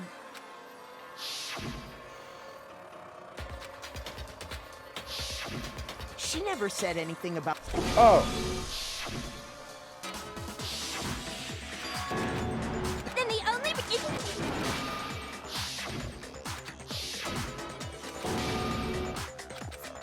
Mondo was my target all of the... Wait, you only... And after he... Once I picked... Are you... No, not me. Mondo, did you really... I didn't care. What gives you the right to treat? Yeah, he would never do something like that. It's true. My reasoning on that is pretty shaky. Well, this does present... Oh yeah. Really? Actually, Jeez, this your... it happens to be an E. So then Chihiro then. I got it! Oh You know my Chihiro's handbook was missing Why from the would it be scene of the crime, Mondo's? right? He's right there. No, oh, I'm so stupid. It would be the one who's dead. For a fact. I'm an actual idiot. For a fact indeed. I was totally sure I'd found it. Then it must hold some clue about the culprit, right? Well, that's what I was hoping. But it's busted. It won't even turn on. I imagine the culprit broke it to get rid of any evidence after the murder. That's odd. I didn't think the handbooks were quite so... They're fragile. not. You're right. They're not. They're totally waterproof and shock resistant. It would take an awful lot to break one. And yet, this one does appear to be broken, as is Leon's, sitting useless in the main hall. For all your confidence, that is a remarkably high failure rate. Do you think there might be some kind of mystery in there somewhere? How precisely did the handbooks get broken? Weak point. I got it! You already told us before that the handbook has one weak point, didn't you? Yeah! You remember that? Yes. Sure, maybe I let that slip, but I never told anyone what the weak point actually was. But if the handbook is supposed to never break, and two of them broke in quick succession, then we can only assume that someone's figured out its weakness. You know what the weakness is, right, Monokuma? So, what is it? Yeah. You're asking me? I think it's a necessary piece of information if you want this to be a fair trial. Exactly. But if I tell you, and someone else decides to copy it, that would be very not good. Just tell us already. Why would we want to break our own handbook? Oh well, I have a weakness for pushy demands. But you'll then allow me Okay, how do to you break make a them? special announcement. The weak point, when it's exposed to high temperatures for too long, it will suffer a meltdown and totally break. I flippin' knew it. You knew it? Sauna. Yeah, because I found the handbook laying on the floor of the sauna. The temperature in the sauna can reach over 200 degrees. Strange how you don't get burnt, huh? But Mondo wouldn't have had his on him.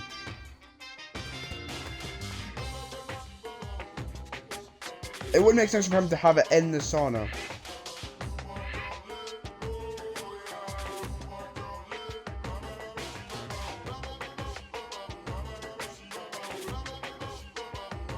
No, I don't think he did. Because he could have just brung in Chihiro. I don't think, because Chihiro wouldn't have went into the sauna because all they want to do is to exercise. It's because as your sweat evaporates, it creates a cooling layer of air around your skin. By the way, I did not know the trials could end up being this long, by the way. Can I just say that? If the hot air of the sauna were somehow pushed directly onto your skin, you'd definitely get fried. That layer of air would get blown away. That's why you may feel a burning when you move around. So when you're in a sauna, make sure to keep nice and still. Interesting. I learned one new fact today. That is a mere trifling speck of knowledge. Anyway, if you found the victim's handbook in the sauna, Yes. then the killer must have been purposely trying to raise its temperature in order to break it. Meaning the culprit somehow knew its weakness. How'd they find out? Monokuma said he didn't tell anyone, right? Indeed. Quite the mystery. What if they found out by accident? What do you mean by accident? What if the killer took their own handbook into the sauna, not knowing its weakness, and it broke? Yeah. Okay, I was wrong. You're right, Ari. Never mind. They'd realize it was broken, of course, and it wouldn't be hard to figure out why. And once they had Chihiro's handbook, they knew they had an easy way to dispose of it. I won't say it's not possible, but who would have done something like that? I don't know of anyone who took their handbook into the sauna. I might know someone who did. Yes. I think the Yes. one who may have taken Yes. their handbook. Yes.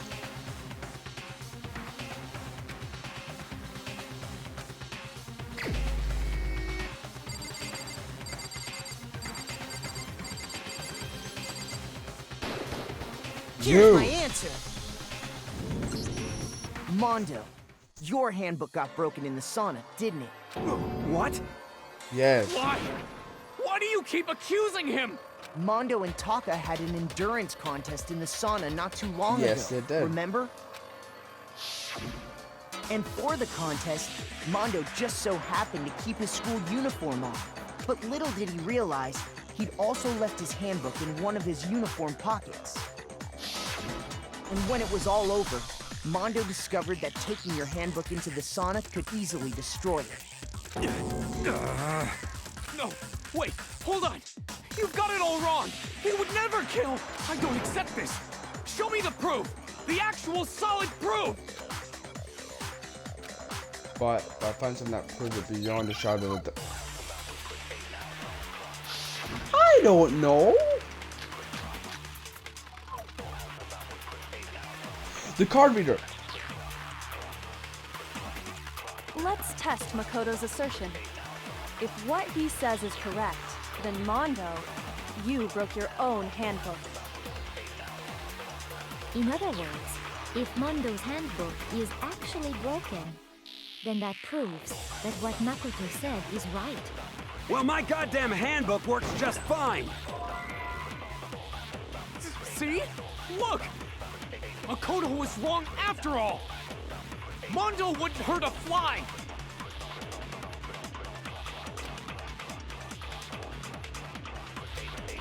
Oh, wait, no. Let's test Makoto's assertion. If what he says is correct, then Mondo... You broke your own. In other words, if then that proves... Well, my goddamn handbook... See? Makoto was wrong. Mondo wouldn't hurt a fly! Wait. I'm sure Mondo's handbook broke during the silent shooting. If I can prove that, then that will show that. Let's test Makoto's assertion. If what he says is correct, then Mondo... You broke your own hand. In other words, if Mondo's handbook is actually broken, then that proves that what Makoto said is right. Well, my goddamn handbook works just... No, it's not. It's wrong. Broken. Mondo, the handbook you have right now, is it really yours? The fuck is that supposed to mean? The broken handbook that was in the main hall. Isn't that one actually yours? Yes. What the heck are you talking about? What I mean is, I think Mondo swapped his handbook out for one that actually works. I think he took Leon's handbook and replaced it with his own. That would After make all, sense, Monokuma because Leon's said never himself been in the that sauna. Leon's handbook never should have broken. That's right! The punishment it suffered wasn't nearly enough to destroy it. So then, the broken handbook in the main hall is actually Mondo's, which would mean that the handbook Mondo has right now is actually Leon's, yes? But doesn't that violate the school regulation that says loaning out your handbook is... Well, Borrowing. here's how I look at it. There is a rule about loaning your handbook to another student, but if they're dead, they're not a student. It's Makes kind of sense. a gray area, I admit. But no worries. If anything, it just makes things more interesting. As such, I decree that exchanging handbooks with a corpse is not a violation of the rules. Well, Mondo, if I'm wrong about this, you're welcome to say so. I'm happy to admit I made a mistake, but... Son of a bitch. What's wrong, bro? Come on. Tell him he's wrong. Oh, you no. are wrong. He- You have to be wrong. Everything you just said is wrong. You made it all up. Okay, then why don't we look back that way? Everything will become clear. Oh, here we go.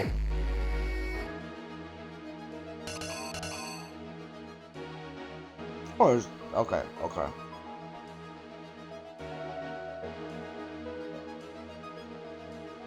I like to kind of start from the end with this.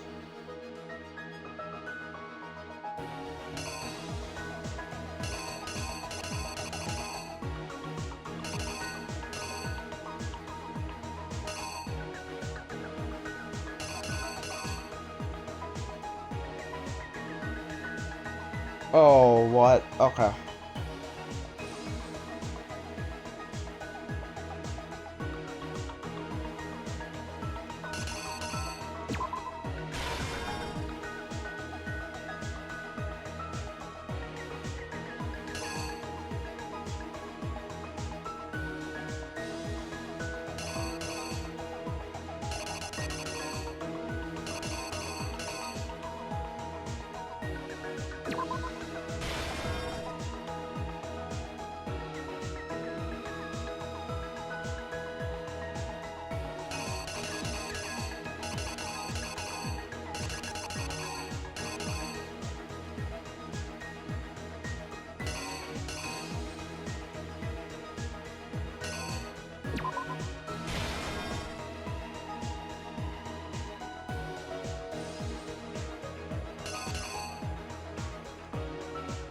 His face.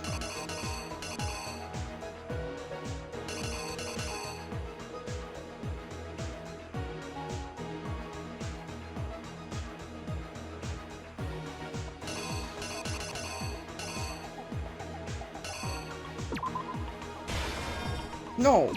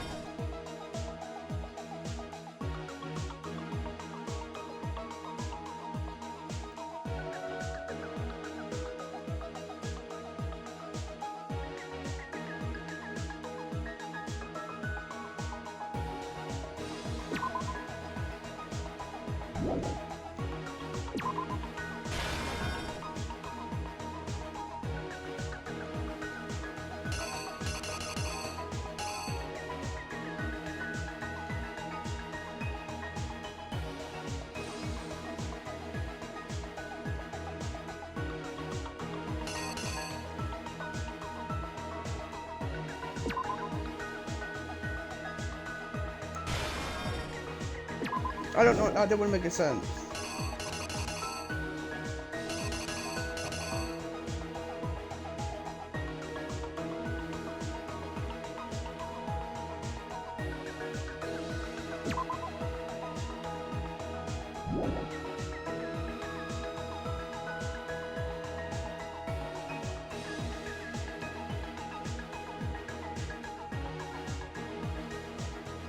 Oh,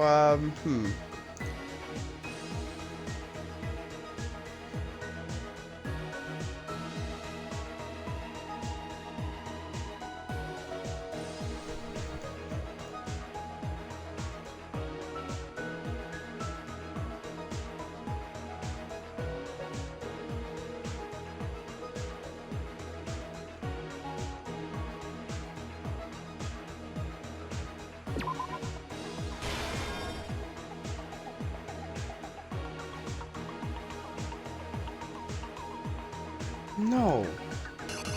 Because never actually went in.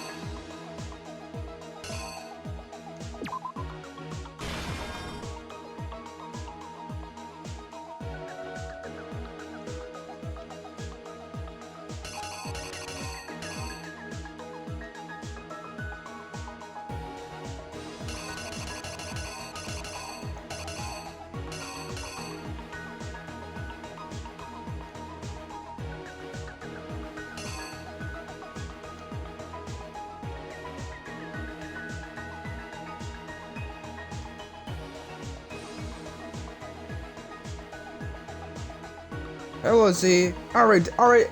Does this look about right to you?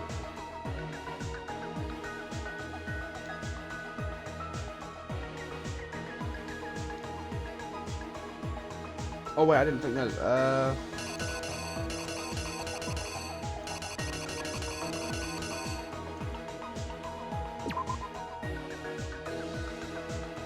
But that doesn't.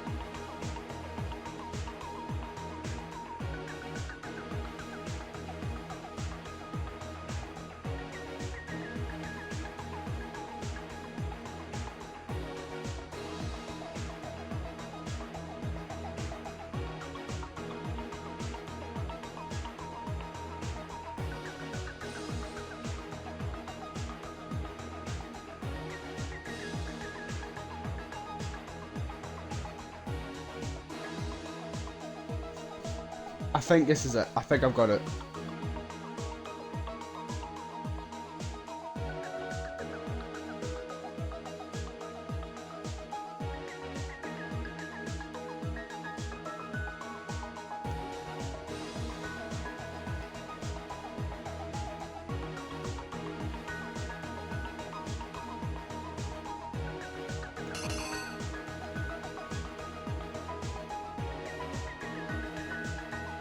I don't know.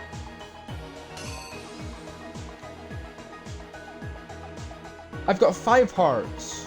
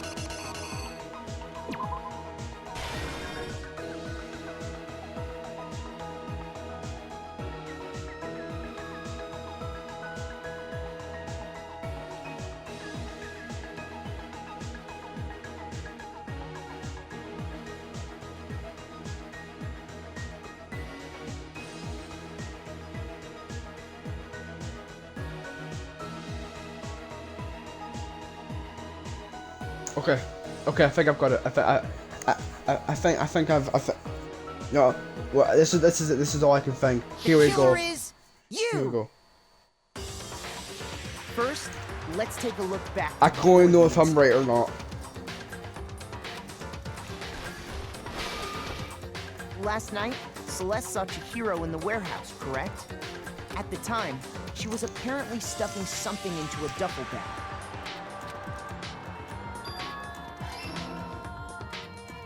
That something was a blue tracksuit. You can confirm this, right, Celeste?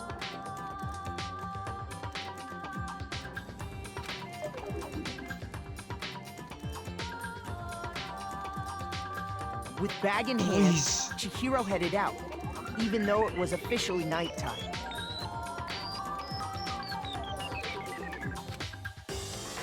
She made her way to the locker room, specifically the boys' locker room.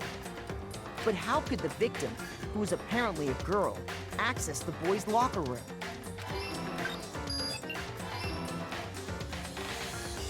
simple, because she was really a he, which is why he was able to use his own e-handbook to gain entrance to the boys' locker room. Once inside, he met with someone there, and the person he met was the one who killed him.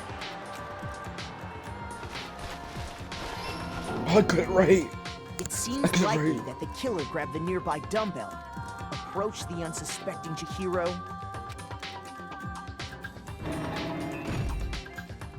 and attacked him. Oh my god! And that's where the bloodstains on the poster and carpeting in the boys' locker room came from.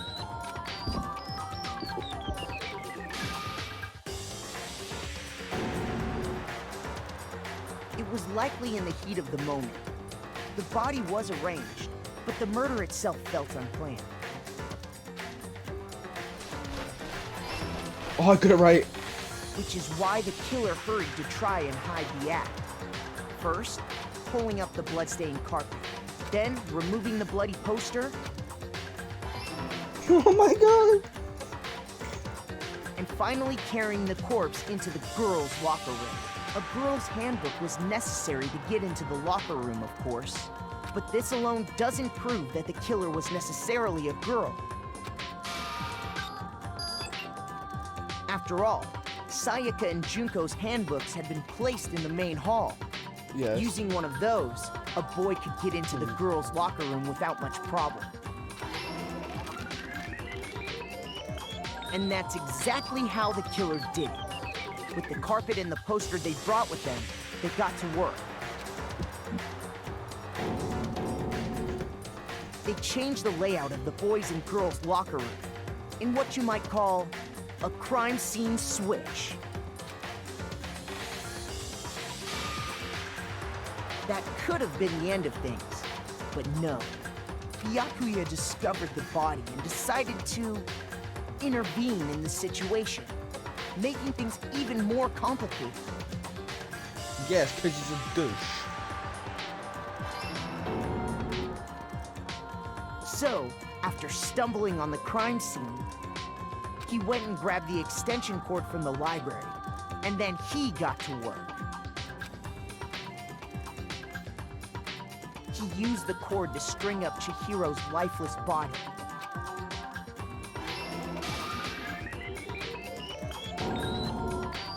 Then, using the victim's own blood, he left a grisly message there at the scene of the crime. He wanted to create the illusion that Genocide Jack was responsible for the slaughter.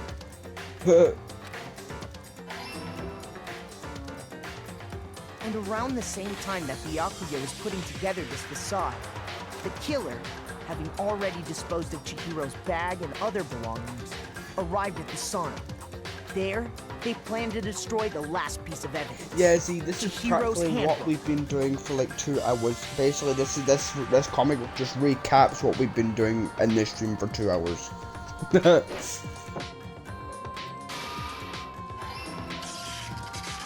And just as the killer expected, the steamy sauna was enough to ruin the electronic gadget. Somehow, the killer knew that the handbook couldn't stand up to the heat of the sauna. And the reason they knew that is because the sauna had already wrecked their own handbook. And that's how it all played out. No, it's time. Isn't that right, Mondo Owada?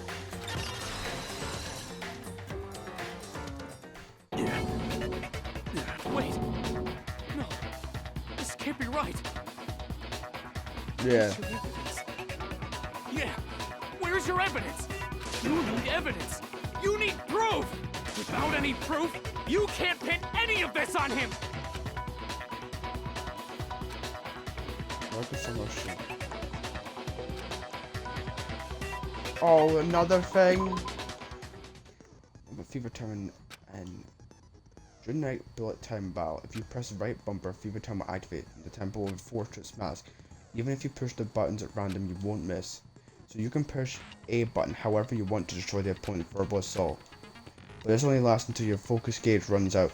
So make the best possible use of your time. Of course, it wouldn't be fair if only you got access to special time, right? So we've also prepared something called negative time that your opponent can use. If the opponent activates negative time during the bullet time battle, your tempo marker will disappear, making it quite a bit tougher to hit the buttons in the room. If you were to activate fever time at this point, no, never mind, I'm sure nothing would happen. I don't know what I was worried about.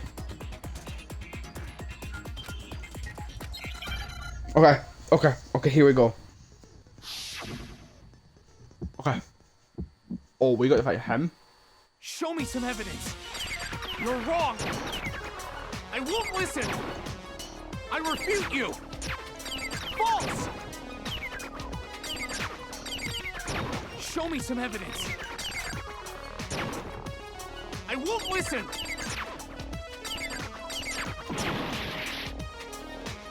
I refuse to vote. Show me some evidence. You're wrong. I won't listen. I refute you.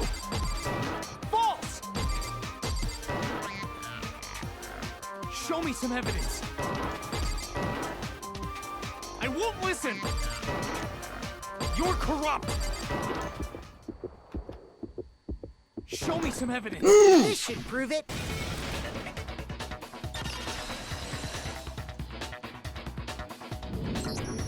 If my thinking so far is right, that game was really easy, can I just say? Mondo must have replaced his broken handbook with Leon, in which case, we can just check each of our handbooks right now. Once we do that, We don't gotta do that. Huh? Yeah, I did it. I killed him. Oh.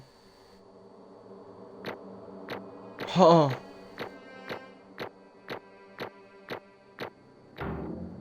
Oh, yay! We got an A rank. Bro, what are you saying? I got no choice, man. After hearing all that, I gotta just give up. Go ahead, Monokuma. Get it over with. Ask for the goddamn verdict. Roger that. Wait! Hold on! No waiting, no holding on. It's time, the moment we've all been waiting Time for. for the moment we've all been waiting for. Grab your lever and give it a said the yank. same thing as me. Who will you elect as the Blackened this time around? Will you make the right choice or the dreadfully wrong one? What's it gonna be? What's it gonna be? Are you both ready? Z, Ari, you all ready?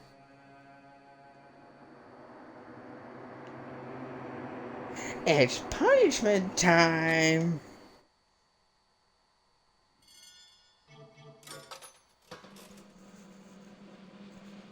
This is your punishment for making me waste 2 hours and 20 minutes on this goddamn session!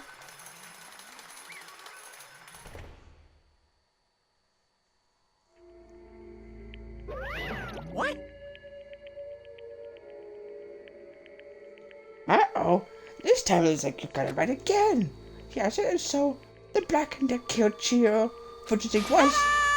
Mondo Owada! Unbelievable. In case you're wondering, the vote was not unanimous.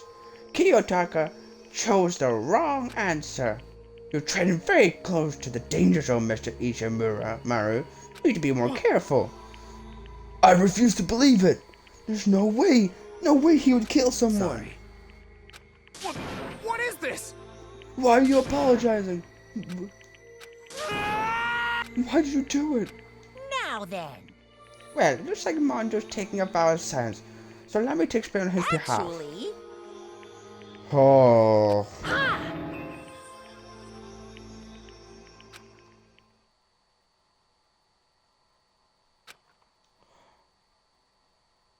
His name was Chihiro Fujisaki.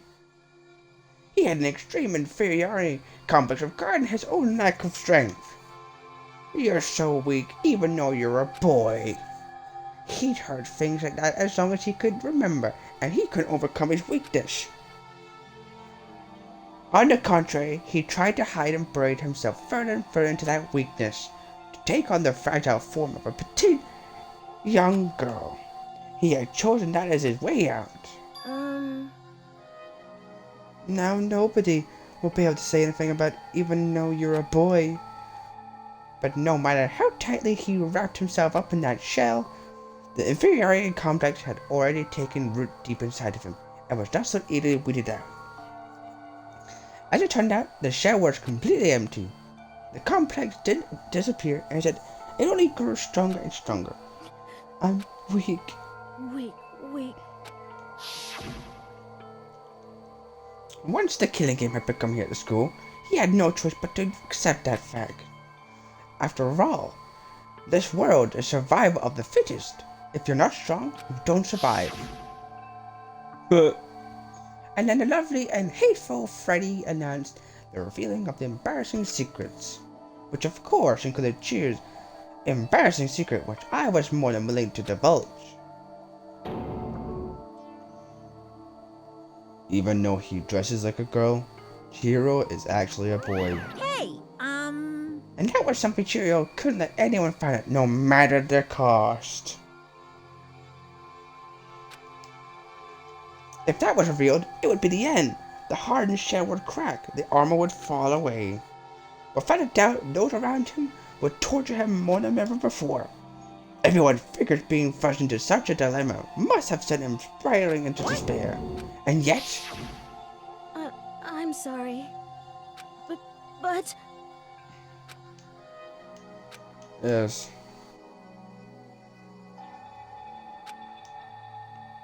That's right. I want to change.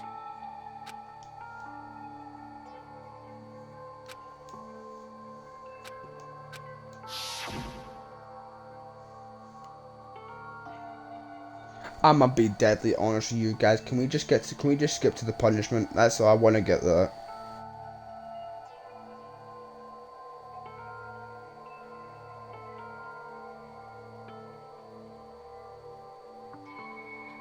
R and Z is okay. I just get to the punishment. That day, he made the commitment to begin exercising. He was prepared to retrain his mind and body. Yes, Ari, but you don't get it. If this court finished an hour ago, maybe. I didn't think it was going to go on for this long.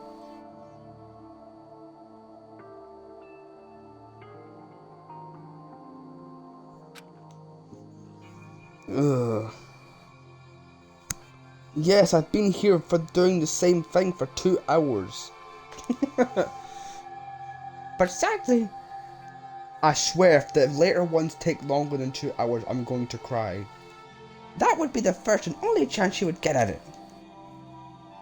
hey, When he decided to start exercising, he thought it'd be good to ask for someone's help. But he wanted to tell that person his secret first, and then ask them to help him from there. And the person he went to, that's right. It was me. Yep, it sure was. The biker gang fella had been painfully clear about how important his manly promises were. So Chihiro probably figured that even if he confided in Mondo, his honor would make him keep the secret. Which was not true. Plus, Mr. Macho Mando was the very symbol of a strong man that Chihiro had always aspired to be.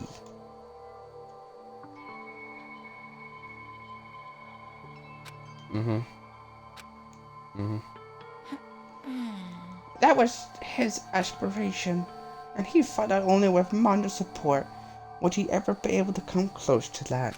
Correct. So then that must be why Mondo did what he did. To keep the promise he made to Chihiro.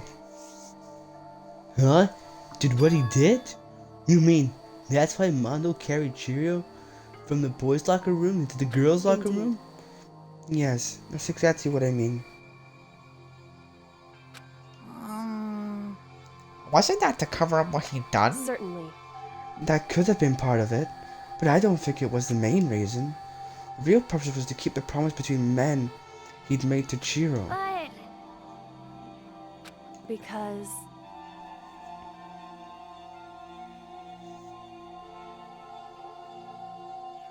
Because if everyone knew he'd been killed in the boys' locker room, then everyone would have been arguing about how she got into the boys' locker room, right? Once it started up, at least a few of us would have immediately begun to suspect his identity, so he tried to protect Chihiro's secret by putting him in the girls' locker room and stealing his handbook, see?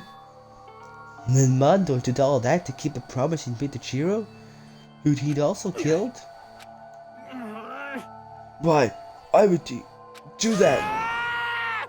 The more I hear you talk, the more I don't understand. I mean, you guys trusted each other, right? So why? Why did you? Because no matter what, I didn't want anyone to know. I knew it. So that's what triggered it after all. The possibility of having your embarrassing memories and secrets exposed. What is this? That's impossible. Nothing could have been that bad. Something he didn't want anyone to know, even if it meant killing someone. It's impossible. Don't make me repeat myself. How many times must I repeat myself? To judge others by your own standard is the height of folly. Even if you can't cover it. Can we just get to the murder already? Hey, You're not Mondo dead? I mean, I expected that.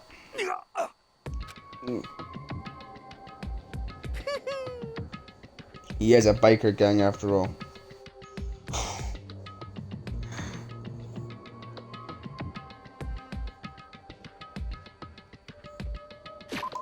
Okay, Z, go and get your snack. I didn't want to get this over and done with. Oh, man.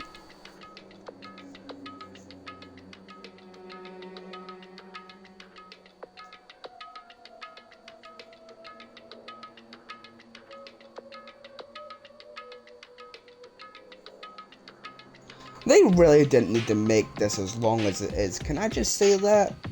They did not need to make these sections so dragged out.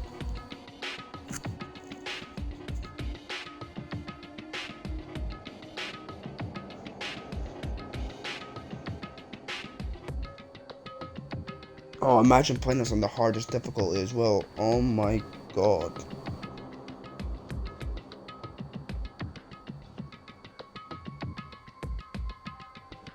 I somehow don't think I'm coming back to 100% complete this game. I don't know.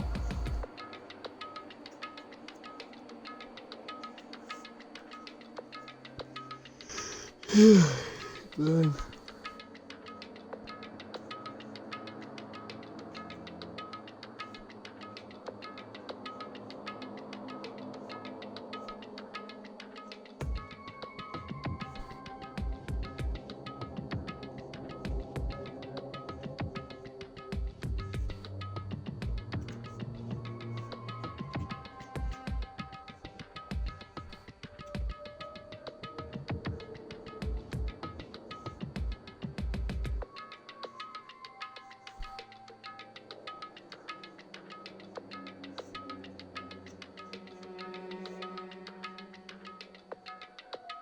I was waiting for Z to get her. I just don't think I just don't see myself coming back to 100% complete this. No, I didn't. I paused it just so you didn't miss it. I mean, Doki Doki, sure, it did take a while to 100%, but at least I didn't have to, like, change the difficulty sections and go for sections that take, like, 2 hours. If you get what I mean. A game like this should not have these type of sections that take over like 2 hours. The main part, of course, that's not really like running around. Sure, that takes as long as it takes because that's the main part of the game. But these court sections should not take as long as they do. Anyways, enough of my rambling. We'll get this finished, done with. But the only reason he had the chance to join a gang in the first place was because of a certain someone. Yeah, see, I can tell this game takes between 25 to 30 hours to actually complete in a normal playthrough. Mondo's older brother's name was Daya Awada. Mondo had nothing but respect for him. It was because of Daya that Mondo ever got him on a motorcycle. Mondo's brother was his only family growing up. He was the only one Mondo could trust and respect. He wanted to measure up to his big brother, so he imitated him in everything he did. Mondo was the epitome of the starry-eyed kid brother. Meanwhile, the charismatic older brother had put together a local motorcycle gang. And before anyone knew it, it had grown into the biggest biker gang in the country. Daya, the older brother, number one in the gang, and as number two, his younger brother Mondo. In the beginning, everything was peaches and gravy. But when Mondo started to think about how he would have to take over the gang from his brother someday, his brother's greatness, his reputation began to gnaw on Mondo's very soul. The kid's gonna take over for Daya, huh? Daya created this gang with his bare hands. Mondo's just along for the ride. Can someone like that really be our leader? All that'll do is make the gang look bad. Almost every day, Mondo heard the gossip and whispers of the other gang members. Which is why I just... I gotta get stronger. Stronger than Daya. Once. Just one time. No matter what. I gotta... Don't fuck with me. I don't care what it takes. I gotta come out on top. And on the night of his amazing brother's retirement ceremony, Mondo challenged him to a street race. And during the race, tragedy struck.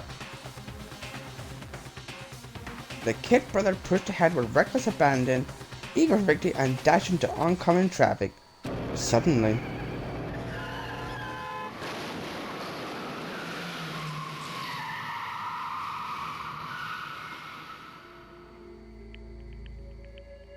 Okay, hear me out in this one. Mondo didn't kill him physically. He didn't kill him himself, really. His brother just decided that, he wanted to be Superman. Mondo technically didn't kill him. Laying in his kid brother's arms, the older brother delivered his final words. My bad, kid. I messed up. Sorry. Of course he knew it was his brother's fault, but Daya never blamed him for what happened. Hey, kid. The rest is up to you. No matter what, you gotta keep the gang together. 'Cause it's a team, you and me put together. It's a promise between men. He decided to hide the truth of what happened from everyone else in the gang. If you cannot tell my voice is dying, my voice is giving up. In order to keep the gang together and keep the promise to his brother, he could never admit to anyone that it was his own weakness that had caused the accident. And as a result, the team was made even stronger under the banner of the kid who had bested his big brother. Daya was gonna lose to his kid brother, so he got stupid and got killed himself. Killed. That became the explanation for what happened. Mondo's life became the truth. He wanted to lead the team so bad, he was willing to tell all kinds of lies about his brother. I just... Unstrong. And yet, as soon as our killing game began, he realized no matter how tough he pretended to be, he was just another weakling that could die in an instant. Yeah.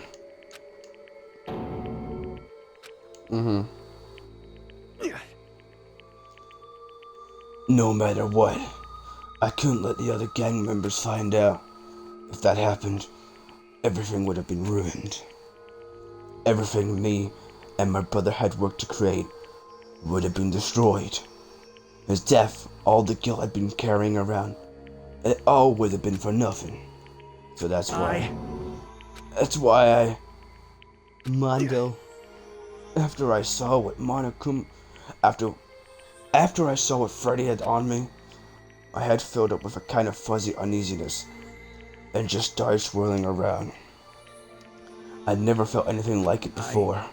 I didn't know what to do about it. I wasn't sure what to think or say, but after a while, that fuzzy uneasiness turned itself into a rock-hard lump of anxiety way down in my stomach. And it was right around then that Chihiro asked me to start working out with him. And right there, he told me a secret.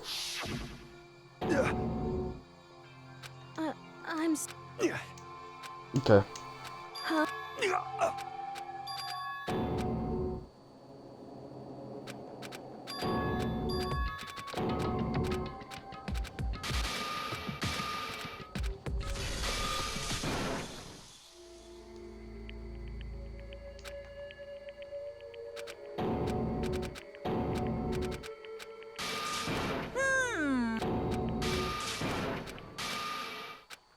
Can't be.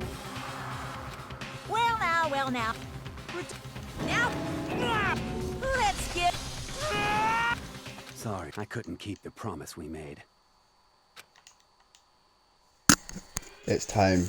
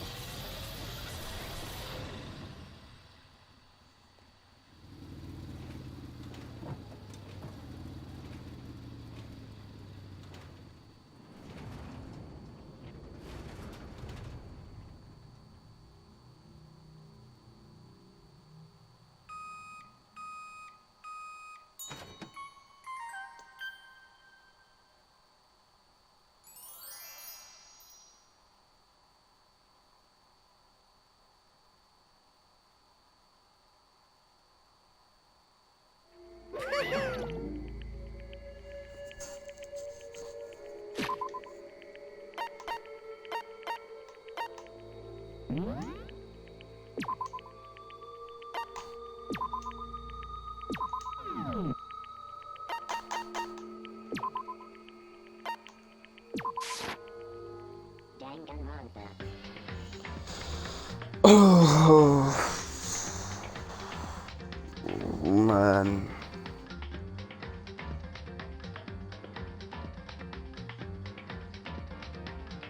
I think I preferred Leon's death.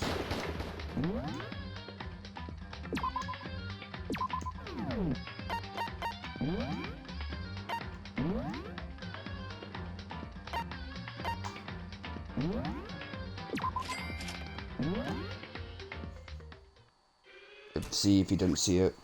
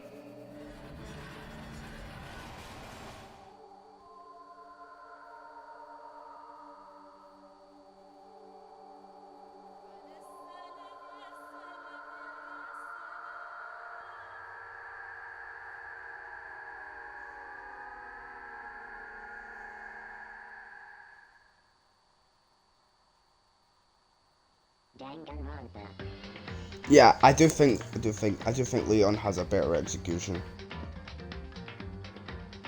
But I'm gonna end the stream off with the opening of the game because I never did it at the start of the streams. Yeah, so the opening's amazing. I hope you all enjoyed this video and this live. I'll see you all next time.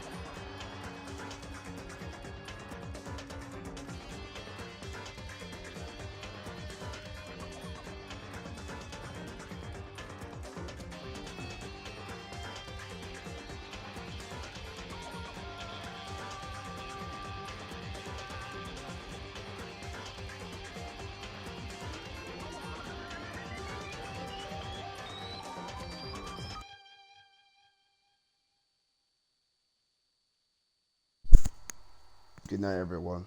I hope you all enjoyed the live, and I hope you enjoyed the video. If you did, I know this is a super long video. This was longer than I expected it to be, and I respect everyone who was here for the whole journey. If you like this video, make sure to hit that like and subscribe button.